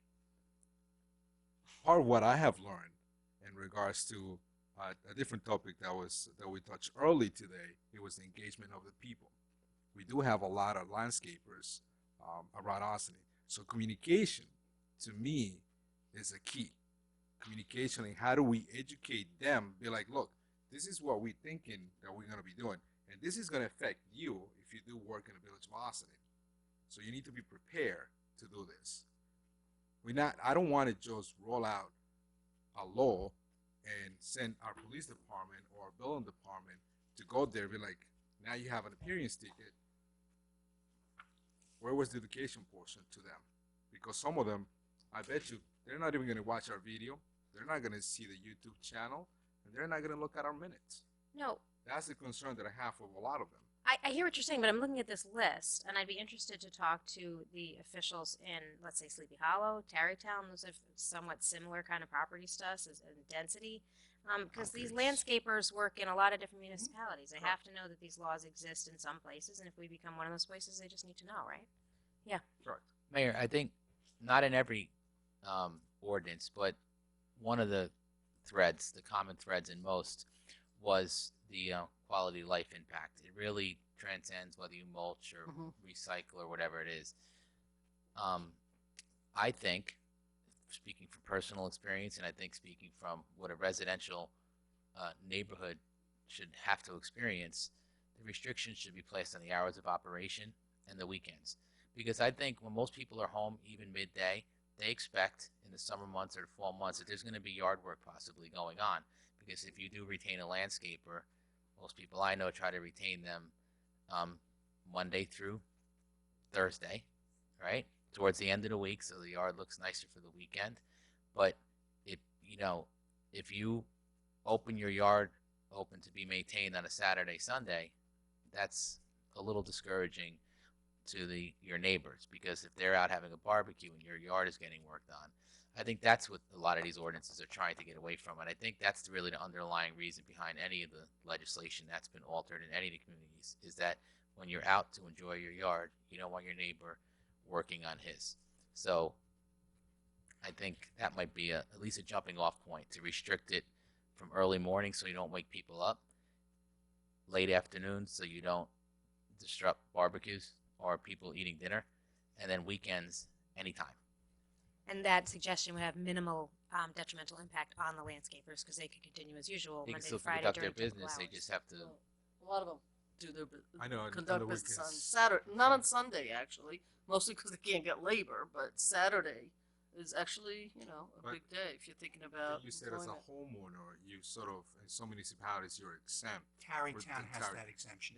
Because, and I've seen a lot of this. I usually don't have time during the week, and I try to do my own yard when I can. It usually ends up being a Saturday or a Sunday because I'm home. So as a homeowner, and I see other homeowners that kind of do the same pattern. So to me, regardless of what the board decides to do, if they decide to go to this path, to me it's more like before we send anything out or we vote anything out, to me is the education portion that I think the communication part to the people that actually do this type of work that we should be engaging. That's all I have. Can I just make a different suggestion here, since we're going to go around sort of with a lot of opinions on how we each see our neighborhoods? We could do a little bit, a tiny one-pager survey. I mean, I'm in a residential neighborhood, both sides of the street. It's probably, I think, 50 houses, average sort of size. I mean, I know I'm not allowed to put things in mailboxes. It's a violation of some sort. But we could do a simple postcard, the questions that we have, and just collect them back from people with, 4 or 5 Maybe questions. we should just do an online survey, use the web blast, and say, hey, we're. Yeah, but you're not going to reach everybody that you No, should the be reaching. postcards are very inexpensive. It's like a nothing. And you send it. We'll get it back in a couple of weeks. It's a simple count. It's 4 questions. It's not a complicated thing. We do a few neighborhoods. You don't have to do the whole area. You do a couple of residential I know I'll have neighborhoods. and various do- opinions on Ferris Place, that's for sure. All right, so we'll do your neighborhood, and you just need 4 neighborhoods. It's just a proxy. And you ask the 4 questions we're asking, and then we don't have to guess about. What we'll Frankly, I'm happy to walk into Austin Rental where he sells all those mowers and just ask him what these guys, Ossining Law, what did I say? Ossining Ossining- Lawnmower? Yeah. I thought it was I lawnmower should have to rental. pick up mine But tomorrow.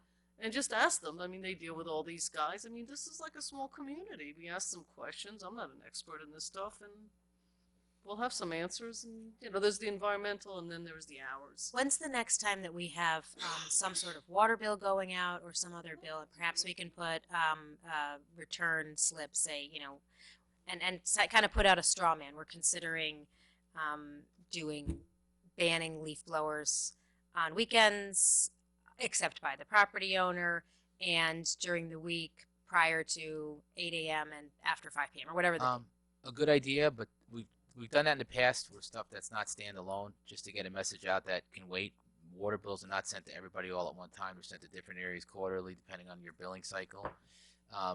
I will work with Stuart to maybe let you guys consider a draft mini postcard / survey that we can do via bulk mailing. Bulk mailing is not a tremendously expensive. Great. We'll bring it back to you with email back and forth, and then maybe with some exchange there offline, we can bring it to a future work session to see what we're going to head. So that's a good way for us to get public input generally. But the other thing that you were talking about was particularly reaching out to the community, the landscaping community, which we have a lot of residents, and we have a lot of local businesses that are dependent on being able to use leaf blowers for their business model. So that I think that's kind of a separate outreach, Correct. and I don't know the best way to I don't know. connect. And I think I have an idea. I just, I can discuss that. I just have a concern that I think is going to affect a lot of people in the community. And, it is. again, and I'm not sure how I think Sleepy Hollow, because I had a conversation with a while back, I think it's the building department who does the enforcement in there. So it's different. So it's not the police itself, so it's a different tickets. It's a different whole process. So I think we need to figure it out what will be the best way if the board feels that this is the route for us to go. We need to figure out who's going to be doing what, and how that's going to be enforced, So. Saturday's going to be, Saturday, Sunday. Again, that's the other concern. Yeah, exactly. So are we like what does this mean? Are we? I think Paul and Stuart were going to put together a straw man and tell us what the postcard survey would be, and maybe at either our next work session, ideally, or if not, then later in May. Is it possible to reach out to the other municipalities that have them to see what their experience is with particularly the landscaping community? I would imagine that if you're not using a gas blower, you might use a rake. That might be.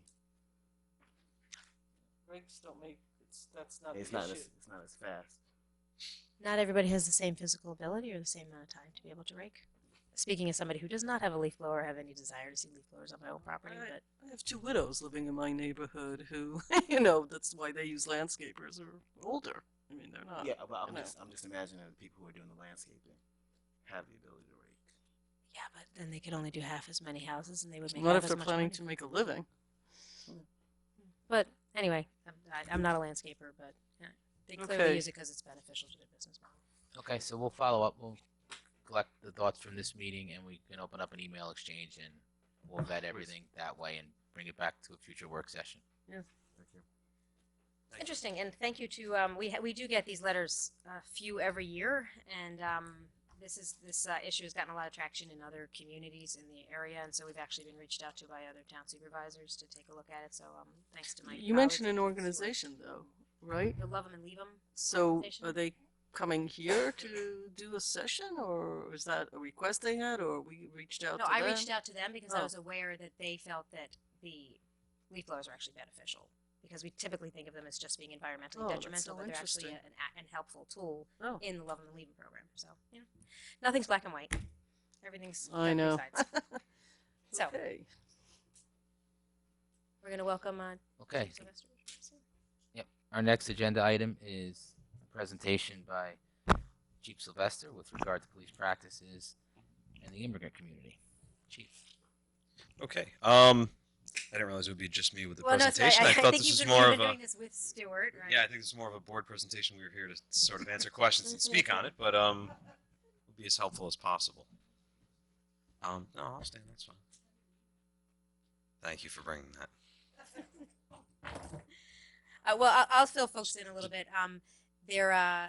Chief Sylvester and I met with a couple of the leaders from Neighbors Link. Was one of the conversations that we've had with an organization. We also met with Proyecto Alcance, which is a program, an organization run through the schools for Hispanic parents. And we've been having a lot of conversations, particularly since the election, and a lot of the national discussion related to immigration policy, particularly how do federal immigration agencies, what role, what's the coordination between local law enforcement and federal immigration? We've had discussions, we've made statements, we've said, both Chief Sylvester and myself and other members of the board have talked about the importance of communication between every neighborhood and every resident of our community with the police department, and the importance that people know that if there is something that should be reported to the police, they should feel safe and comfortable coming to our police department to report that, to get the help that they need to be able to protect themselves, their families, and their neighbors, and that is in the interest of the public safety for the whole community. And they need to know that their status, whether they are documented or undocumented, is not at question. If they are there to get help, we want them to be getting the help that they need, that we all need for them to be able to seek out. And so with that in mind, we understand that when there are these very frightening messages that are being perpetuated for a lot of reasons that are far beyond the bounds of this village or this department, that sometimes it can be helpful to have a statement in black and white that says, this is who we are, this is how we operate, we need you to feel safe, we need to be able to maintain communication between our police department and our community members. And our community members need to know that local law enforcement is here to enforce laws to keep us all safe, not seeking out to find people's status of whether they are documented or not. So with that premise, the chief and I met with the leaders of Neighbors Link and sort of had some back and forth on that and talked about what makes sense, what doesn't. And Corporation Counsel Kahan, we've had this conversation once before, but we kind of honed in on the Bedford as one of the starting points for a model of what might be an effective message to be able to get out there. And I thank you to Stuart and Kevin for picking up on it and I guess tweaking it a little bit, and we'll go from there. Sure. So I'm gonna let Mr. Kahan go after the resolution itself, but all the things you said, those are all true. In addition to those interactions we've had, we talk to people on a regular basis in the community. So what brought us here today was that the board had some desire to put a resolution out that would help people to understand all of these things that we've been saying. You know, my feeling on this is that we've been treating people, although our department can always be better and every day we come in trying to be better than yesterday, generally our practices are in line with where they should be. They always have been and they will be, with a focus on protecting people's rights without regard for what your immigration status is. We're not here to organically enforce immigration regulations. That is the job of the federal government, but that we do acknowledge there's some level of communication necessary in order for the community to be well informed, for people to feel safe, and to understand what goes on a daily basis. So what this resolution represents is, like you said, a very similar model to what Bedford has. I work very closely with their chief of police, so he and I had discussed this for a while before they had published theirs. And I think what we found was a model that the police department's comfortable with, because it really does reflect the positive things that we're doing. And so that's where we're at. And Mayor, I exchanged with, after the chief and I went over this proposed resolution, I sent it to you and also to the other members of the board. It does follow in large part what is Bedford. There are one or two parts that come from the Tompkins County resolution that we also talked about, but not the detailed resolved sections of the Tompkins County resolution. But it does have a lot of what we have spoken about. The Bedford one had specific reference to police practices and procedures. We've deleted that because it's specific to the Bedford Police Department, but does, I think, encompass what both village departments as well, in particular the police department, would do under these circumstances. So this is really a draft based upon those two resolutions, which we wanted to present to you folks tonight. we can certainly take any comments that you may have and, any changes you think may be necessary. But, we wanted to get this out so that it could be seen by the board and discussed. Please, Yeah, I wanted to I guess compliment you on the wording of the top half of the resolution. Certainly, just the spirit of it. It's more than just your legal status here. It's your status as a human person, and all that is kind of laid out in the very beginning to talk about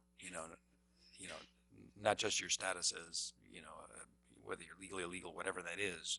And I've said this on a number of occasions that when it comes to law enforcement and keeping people safe, it doesn't matter to us. That's not our job. That's not village police department's job to enforce a total lack of federal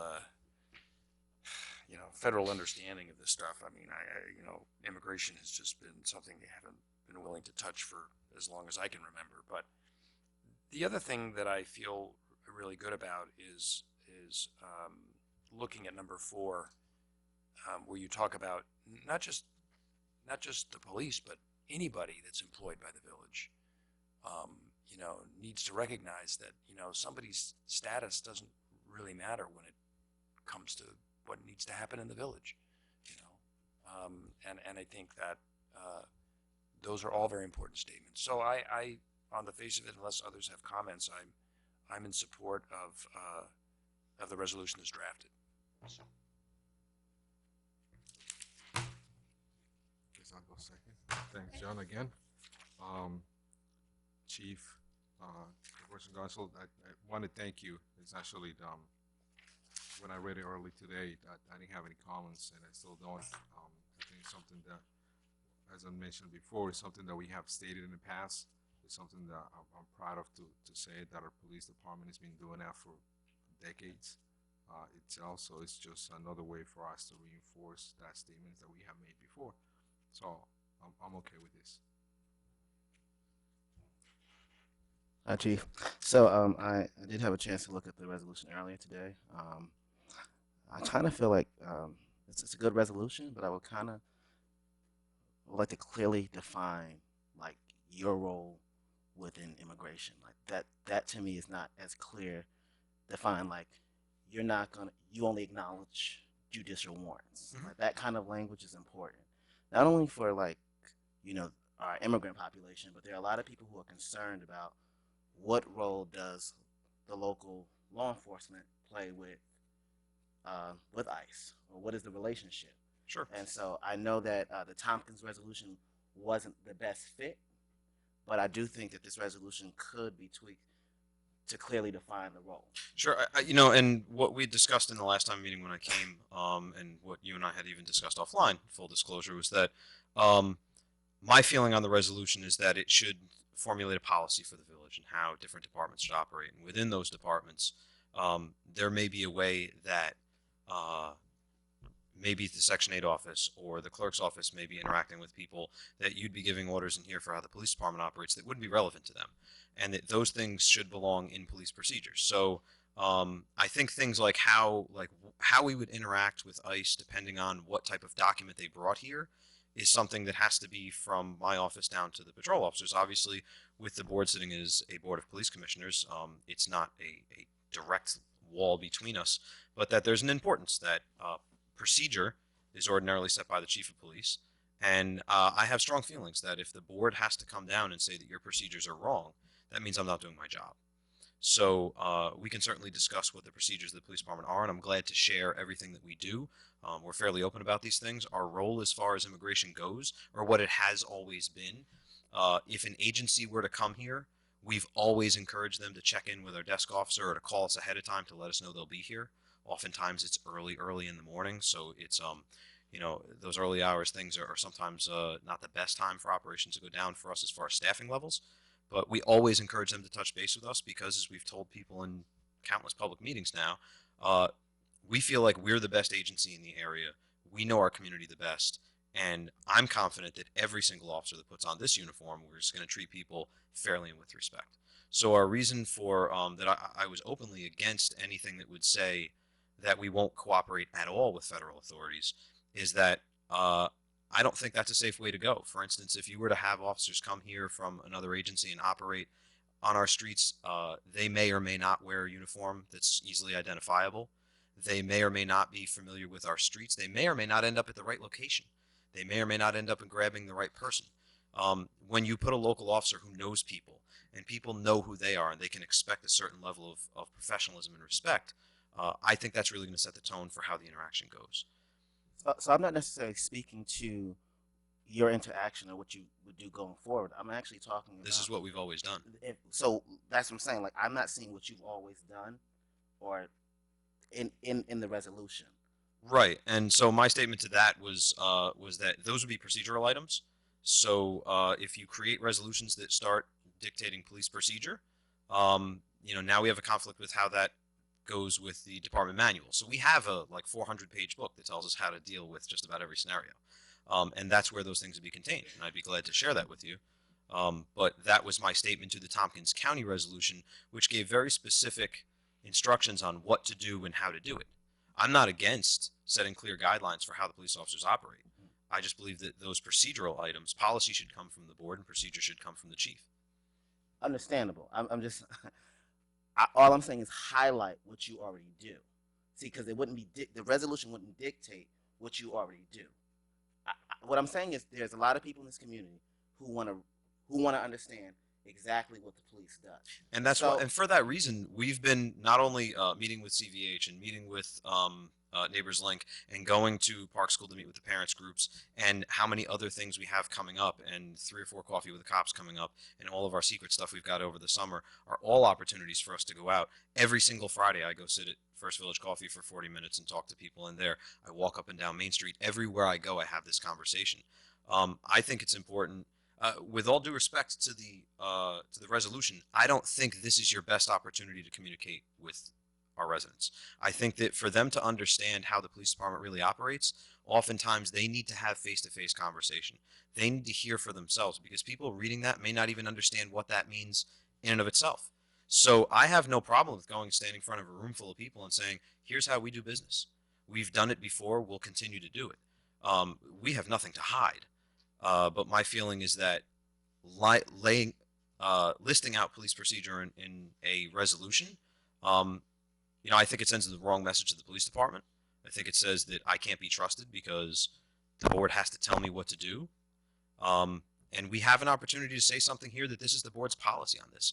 We have a strong policy. I'm here standing with you saying I agree with you on what you're saying here. But I think there's a time and a place for police procedure. And my opinion, it's not my resolution, it's yours. So I can't dictate how you do business, but I don't think it belongs in the resolution. But that doesn't mean that we can't go tell people how law enforcement operates. Let me say, so some of the internal conversations that have happened, bringing us to this point is, any resolution that we pass cannot be the only method of communication. However, we also realize that sometimes we say things and people hear something different on every subject.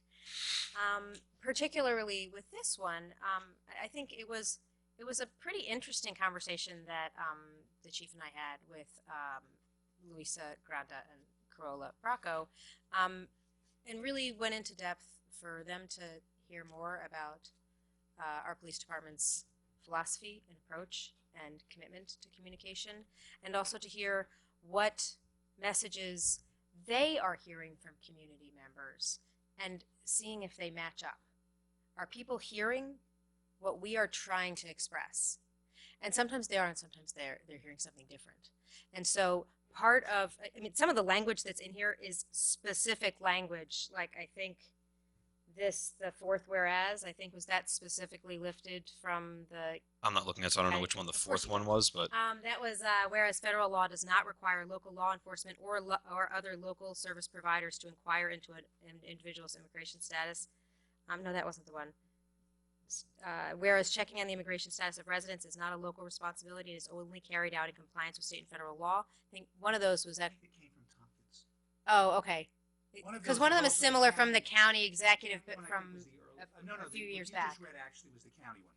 The phone one, the checking on immigration. So that was a specific whereas that Corolla said, hey, you know, Chief, is this something that is consistent with your practices and your philosophy? Because this is one of the key points that was from an executive order that was from a previous administration in the county that she feels is something that really resonates with people.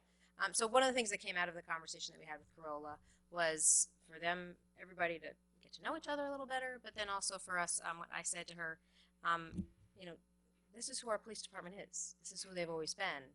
And this is the message that we're expressing verbally in all of these meetings. Is it helpful for us to pass a resolution that puts that in black and white and translate it into Spanish? And she said, yes, it would be. And we talked about specifically a lot of the language that's in there. That's where this came from. And that's why it's being reintroduced. And we talked about it in a public meeting after John introduced it. We circulated some different scenarios. And then, you know, the idea was reaffirmed in this meeting that we had a week and a half ago or so. And so, you know, I do feel pretty good about where this is coming from. I did share it with a resident in the community who is, and whatever. There's a couple words we might want to tweak in the description of the various groups that may be discriminated against, but it's not really substantive, but I'll follow up with you, Stuart. Okay. But where this is coming from is really from a place of a genuine desire to communicate as clearly in writing as we can, so people know that we as a board working with our police department have very clear values, and that's what these kind of resolutions are for, and to have something to be able to point to and to be able to click on and to share. If I can just add that, you know, I've said a bunch of times to the board that for police departments, the words always and never are sort of dangerous because it's just not the world we work in. There's also never really an end to police work. So whatever we establish here today is really more of a starting point for the conversation. Although we've been in contact with people and we've been attending things, we're really just beginning this effort to sort of strengthen relationships and sort of comfort people in a time when there's a lot of anxiety and things like that. So this is really just a jump-off point for the police department to start the conversation and to really dig in and engage in this process. So I don't know if we'll solve everything with a resolution, but it certainly is. It's a starting point. It's really just a reflection of what we're doing and what we need people to know, because the whole motivation for this that brought it to us is we need people in our community to know that the police department is here to help them. It's here to help all of us. It's not someplace to be feared. The goal is not at a local level to be rounding people up to check on their immigration status. Not at all. And we need to make that statement very clear because it's in all of our best interest that people go to the police when they need the police. So. Yeah, and I would just add that you know, and you know, in some of the early conversations around this, and I think that you know there was some concern that a resolution like this would appear to be somehow critical of law enforcement, but we're explicitly saying that we are reaffirming the policies and practices of this police department that have been going on for so long. And in case anybody has forgotten, you know, this is the way things have been done for decades. You know, that we didn't just start doing this like, you know, after the election. This has been going on for a long time. And I think that's so important. And I think that, you know, one of the whereases says, you know, the mere fact of being in the United States without authorization does not constitute a crime. I mean, that is what it's about, you know, and I think if we can get this translated, I think it's great. And I have to say, Kevin, I do understand the difference between, you know, the notion of policy and what we're putting forth and the functional, you know, regulation that you have for your officers. And for paramilitary, that's so important that you have that clear directive chain of command and that comes from you. And I respect your perspective on that. I appreciate that. And that's I think that's very important that be there. But I think we're, as you say, this is an evolutionary process, you know, where the way we're really going to build the trust is person to person, you know. So And unfortunately, I think a lot of the fear and anxiety that people are experiencing is a reaction to federal immigration authorities, where that's not in our purview, unfortunately. Yeah, we have no control over what federal agents are going to do. We have nothing to say about that. They're completely independent of local law enforcement. You know, they're going to do whatever they're going to do. Just want to say one more thing. Again, it just kind of repeated what I said. This is a reflection of what our community is all about. And I do want to thank you, Chief, for all the work that you have done to actually to engage a lot of the community, the Spanish, especially the Spanish portions, because I know you've been doing a lot of the legwork. Sometimes I always had complaints saying that was lacking. We're working on it. I know you are. So thank you. And again, this is just this particular policy that we're trying to pass is a reflection of what the Village of Austin is. So thank you.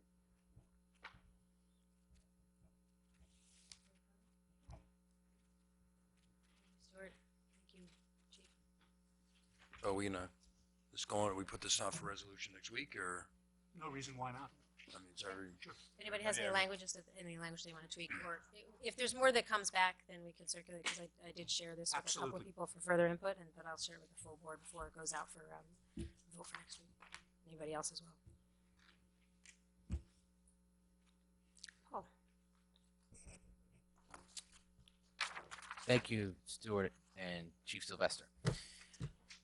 Our next item on the agenda is on your next page, I believe. It's the DPW bid award for materials, supplies, and services. This is our biannual bid. We changed it to every 2 years, 4 years ago, I guess. And we did that with the intent to really get a more solid price, and it also really wasn't making a lot of sense year after year to bid something that wasn't fluctuating that much once the economy seemed to stabilize a little bit. And I think it's working out very well, and it's also freeing up some administrative time in the office. What I never really do, which I'd just like to take 2 minutes tonight, because a lot of people do wonder what the annual bid is. It's not all about the annual bid paver. That's always the one we talk about. But it's for materials and supplies and labor. So I'm just going to flip through real quick to give you an idea when we want to get certain things done. When we want to buy gas chlorine cylinders for the filter plant, we're now going to buy them from a specific gas chlorine vendor who's actually different from last year, because there was a couple of bidders there. We buy our water meters from a bidder, and all the water materials, copper and cast iron supplies that the water distribution fellows use when they do restoration or water work, from annual bidders. We have electrical services going to a different electrical contractor this year. They give us a journeyman's rate for that, and we use them for some of our electrical work that we don't accomplish in-house.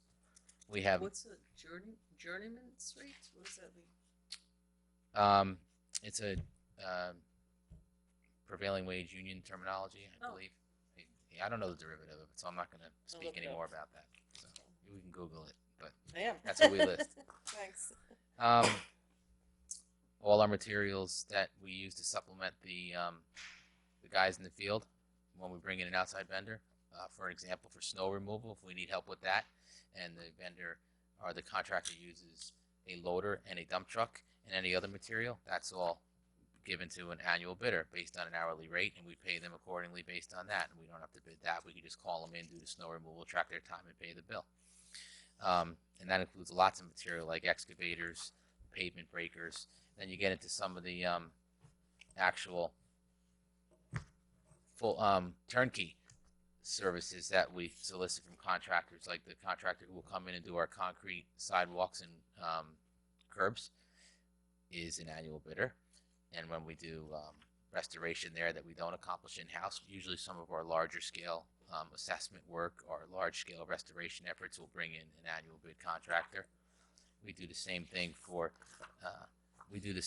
paving, and when we do large scale paving, we bring in an annual bid contractor for that. We scope out the road, and we produce a PO based on tonnages from the annual bid. We added a new one a few years back for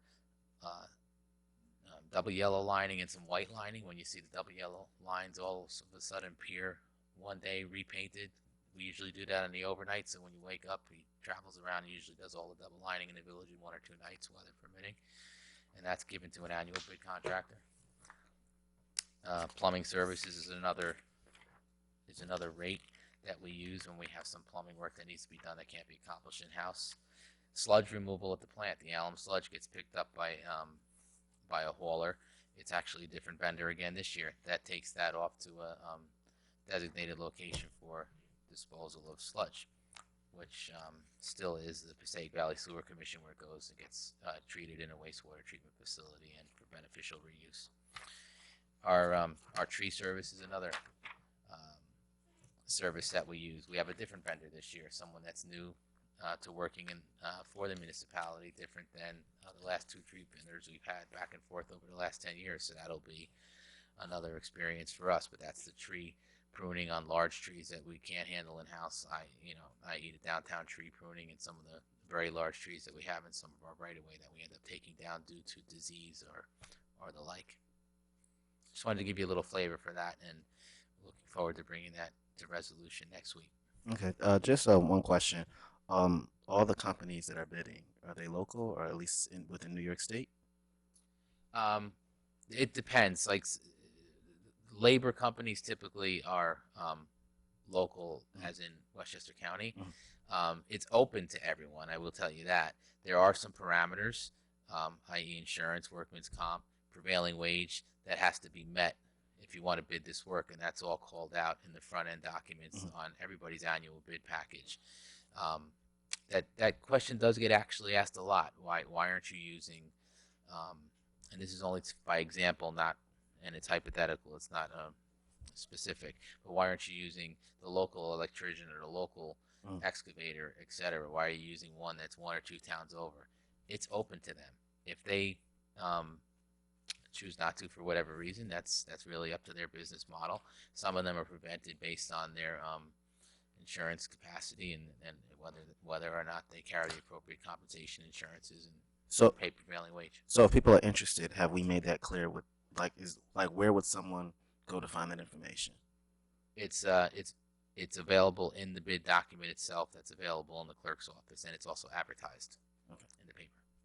Do we have somewhere on our website that may also have that information, or specific bidding information as far as insurances and prevailing wage? I don't believe that's a component to our website. Okay, but for the most part, like, there's no one coming from Jersey or from Connecticut. Well, some of the supplies come from out of state. The chemical supplier, I believe, is out of state. They might have a local rep. A lot of the large bulk chemicals like that are from out of the area. Okay, so like out of state. Yeah. Okay. Thank you. Sounds like those are kind of specialty things, though. Just getting educated. So, speaking of roads, any conversations with Con Ed? No, I was just saying yes. I'm glad you asked. Okay. I mean, I don't mean to put you on the spot, but I just figured I'd ask because, I just love Croton Avenue. Perfectly acceptable digression. Croton Avenue specifically is really, it's in our hands to stay on top of it and needle and peck away and nudge, but it's a state road. And if it was to ever be repaved, it would be by the state. And the fact that Con Ed came in and did the work, that's under the administration of the state. And we are most of it. When it comes down to the village, there's sections that they'll say is the villages, but it's a state road that yes, they're opening authorization from the state as far as the street opening permit. I have spoken to the DOT. They expressed in writing their frustration with Con Ed statewide or wherever their Con Ed's jurisdiction is. Ossining is not the only place that has extensive underground utility work being undertaken by Con Ed, and it is frustrating. But we stay on top of them, and they commit to make them restore it to their standards, which is a pretty high standard. It's just a matter of them actually doing it. The state engineer who I spoke with last week also was in agreement that their temporary restoration work is leaves a lot to be desired as well. And it was it's frustrating because a lot of folks out there don't know the genesis Well, of can the we issue. get like prior written notice here, and because somebody's going to drop their axle on Croton Avenue here. We I'm have. telling you. I I mean, it is just, and it's getting worse. I mean, they're not even doing anything to just patch up what they got there. I mean, can they do something? I'm sorry. I don't mean to bitch at you, Paul, because I know this is not your fault. But for me, it's like, how do we get Con Ed's attention? I mean, the New York State can't even get Con Ed's attention. So I guess that's my concern, is that where do we have to go? Do we have to go to our electeds? Do we have to call the governor? Do we have to, how do we? And listen, obviously we're Ossining and there's other problems going on, but this just is going on way too long. It's not fair. We're all ratepayers. And it's just bad.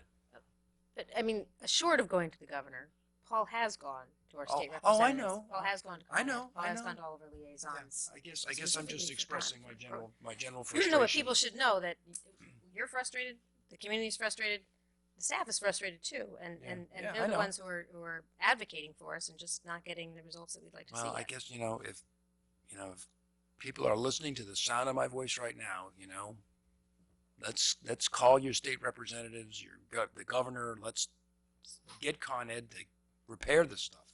There's a component to what you started saying when you first started to speak with regard to prior written notice and documenting that. We have had in my tenure here issues where people have come to try to file claim with the clerk's office on tire damage, axle damage, alignment issues like that because of a non-village trench restoration issue, and we have alerted them and pushed them to Con Ed, and I know they've filed the claim to Con Ed. I don't know the outcome.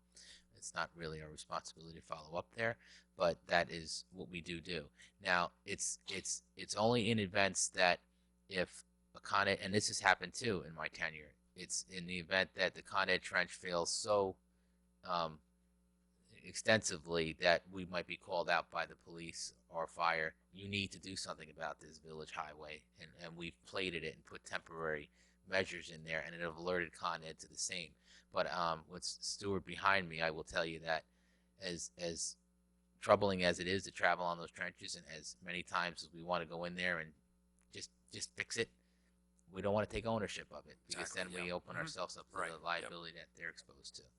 So there's no recourse to such deficient service. We have a street opening permit that they pull with. It has the insurances, and they pay their fee.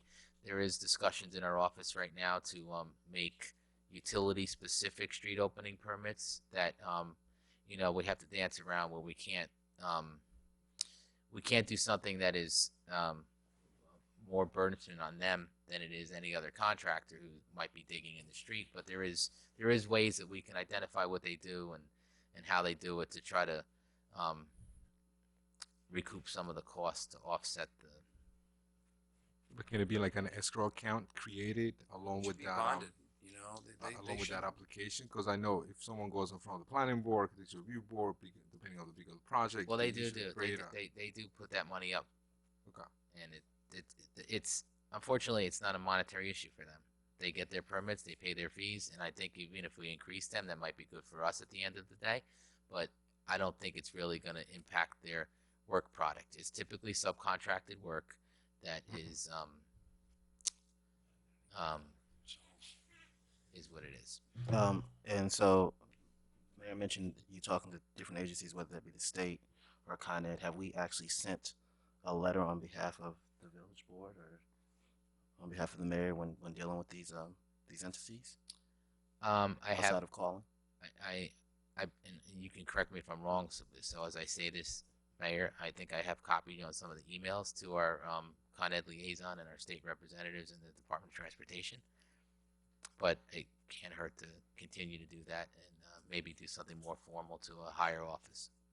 So you're suggesting that we write a letter. Yeah. I sign it on behalf of the Board of Trustees and send it to Sandy and David. essentially, and say, DOT. and reiterate what the communications are that we've had, and ask for their help in putting pressure on DOT to move forward. I could tell you that this is such a long-standing issue. It's been the subject of professional organizations that I'm a member of. That it's countywide. It's not.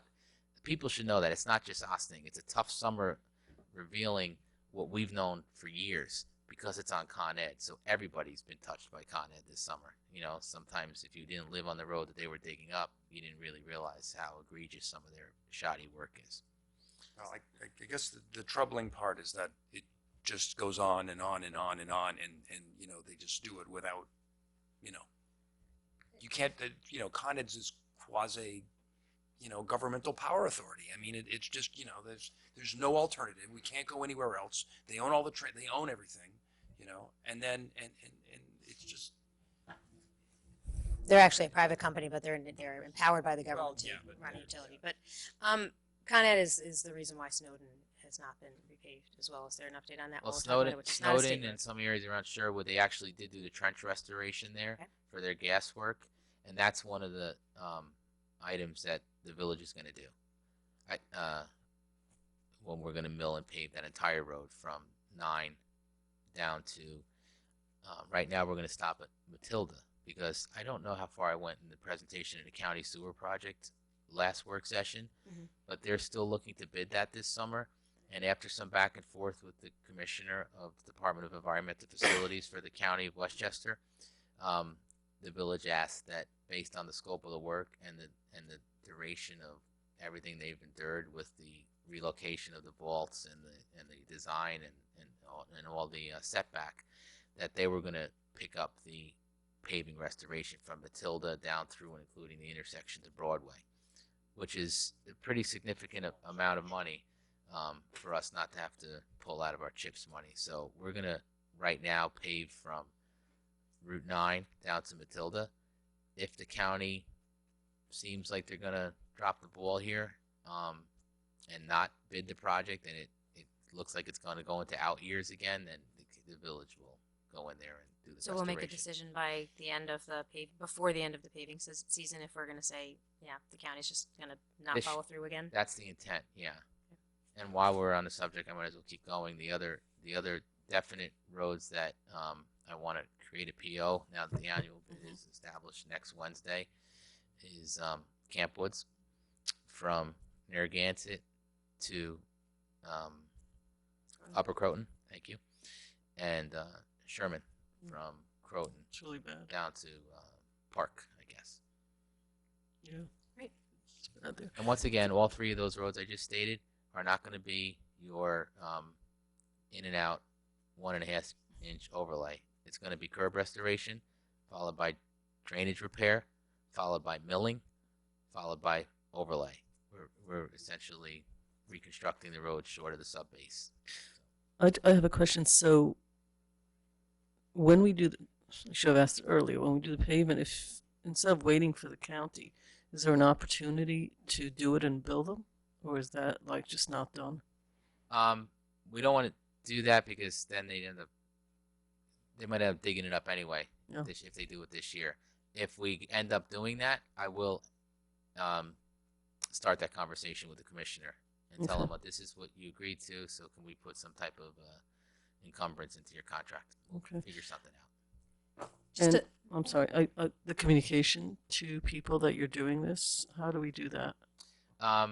Historically, and I think it's been pretty successful to date, is we usually print out some notification flyers. Like if we do it on a side road, like a secondary, tertiary road, we will go to door and stuff windshield wipers and front doors with a notice that says we're paving your road. Please have it out of your driveway by 7 a.m. Right. et cetera, et cetera, et cetera. You might experience some. But a road like Camp Woods is not just a local road. Right, a road like Camp Woods and Snowden. Right. We will probably do some type of effort down around the train station, maybe handing out a stop sign, things like that. You know, we've done stuff like that too with traffic and sticking it into windshield wipers, particularly down at the train station because a lot of those people take Snowden. So we want to alert them to a potential detour.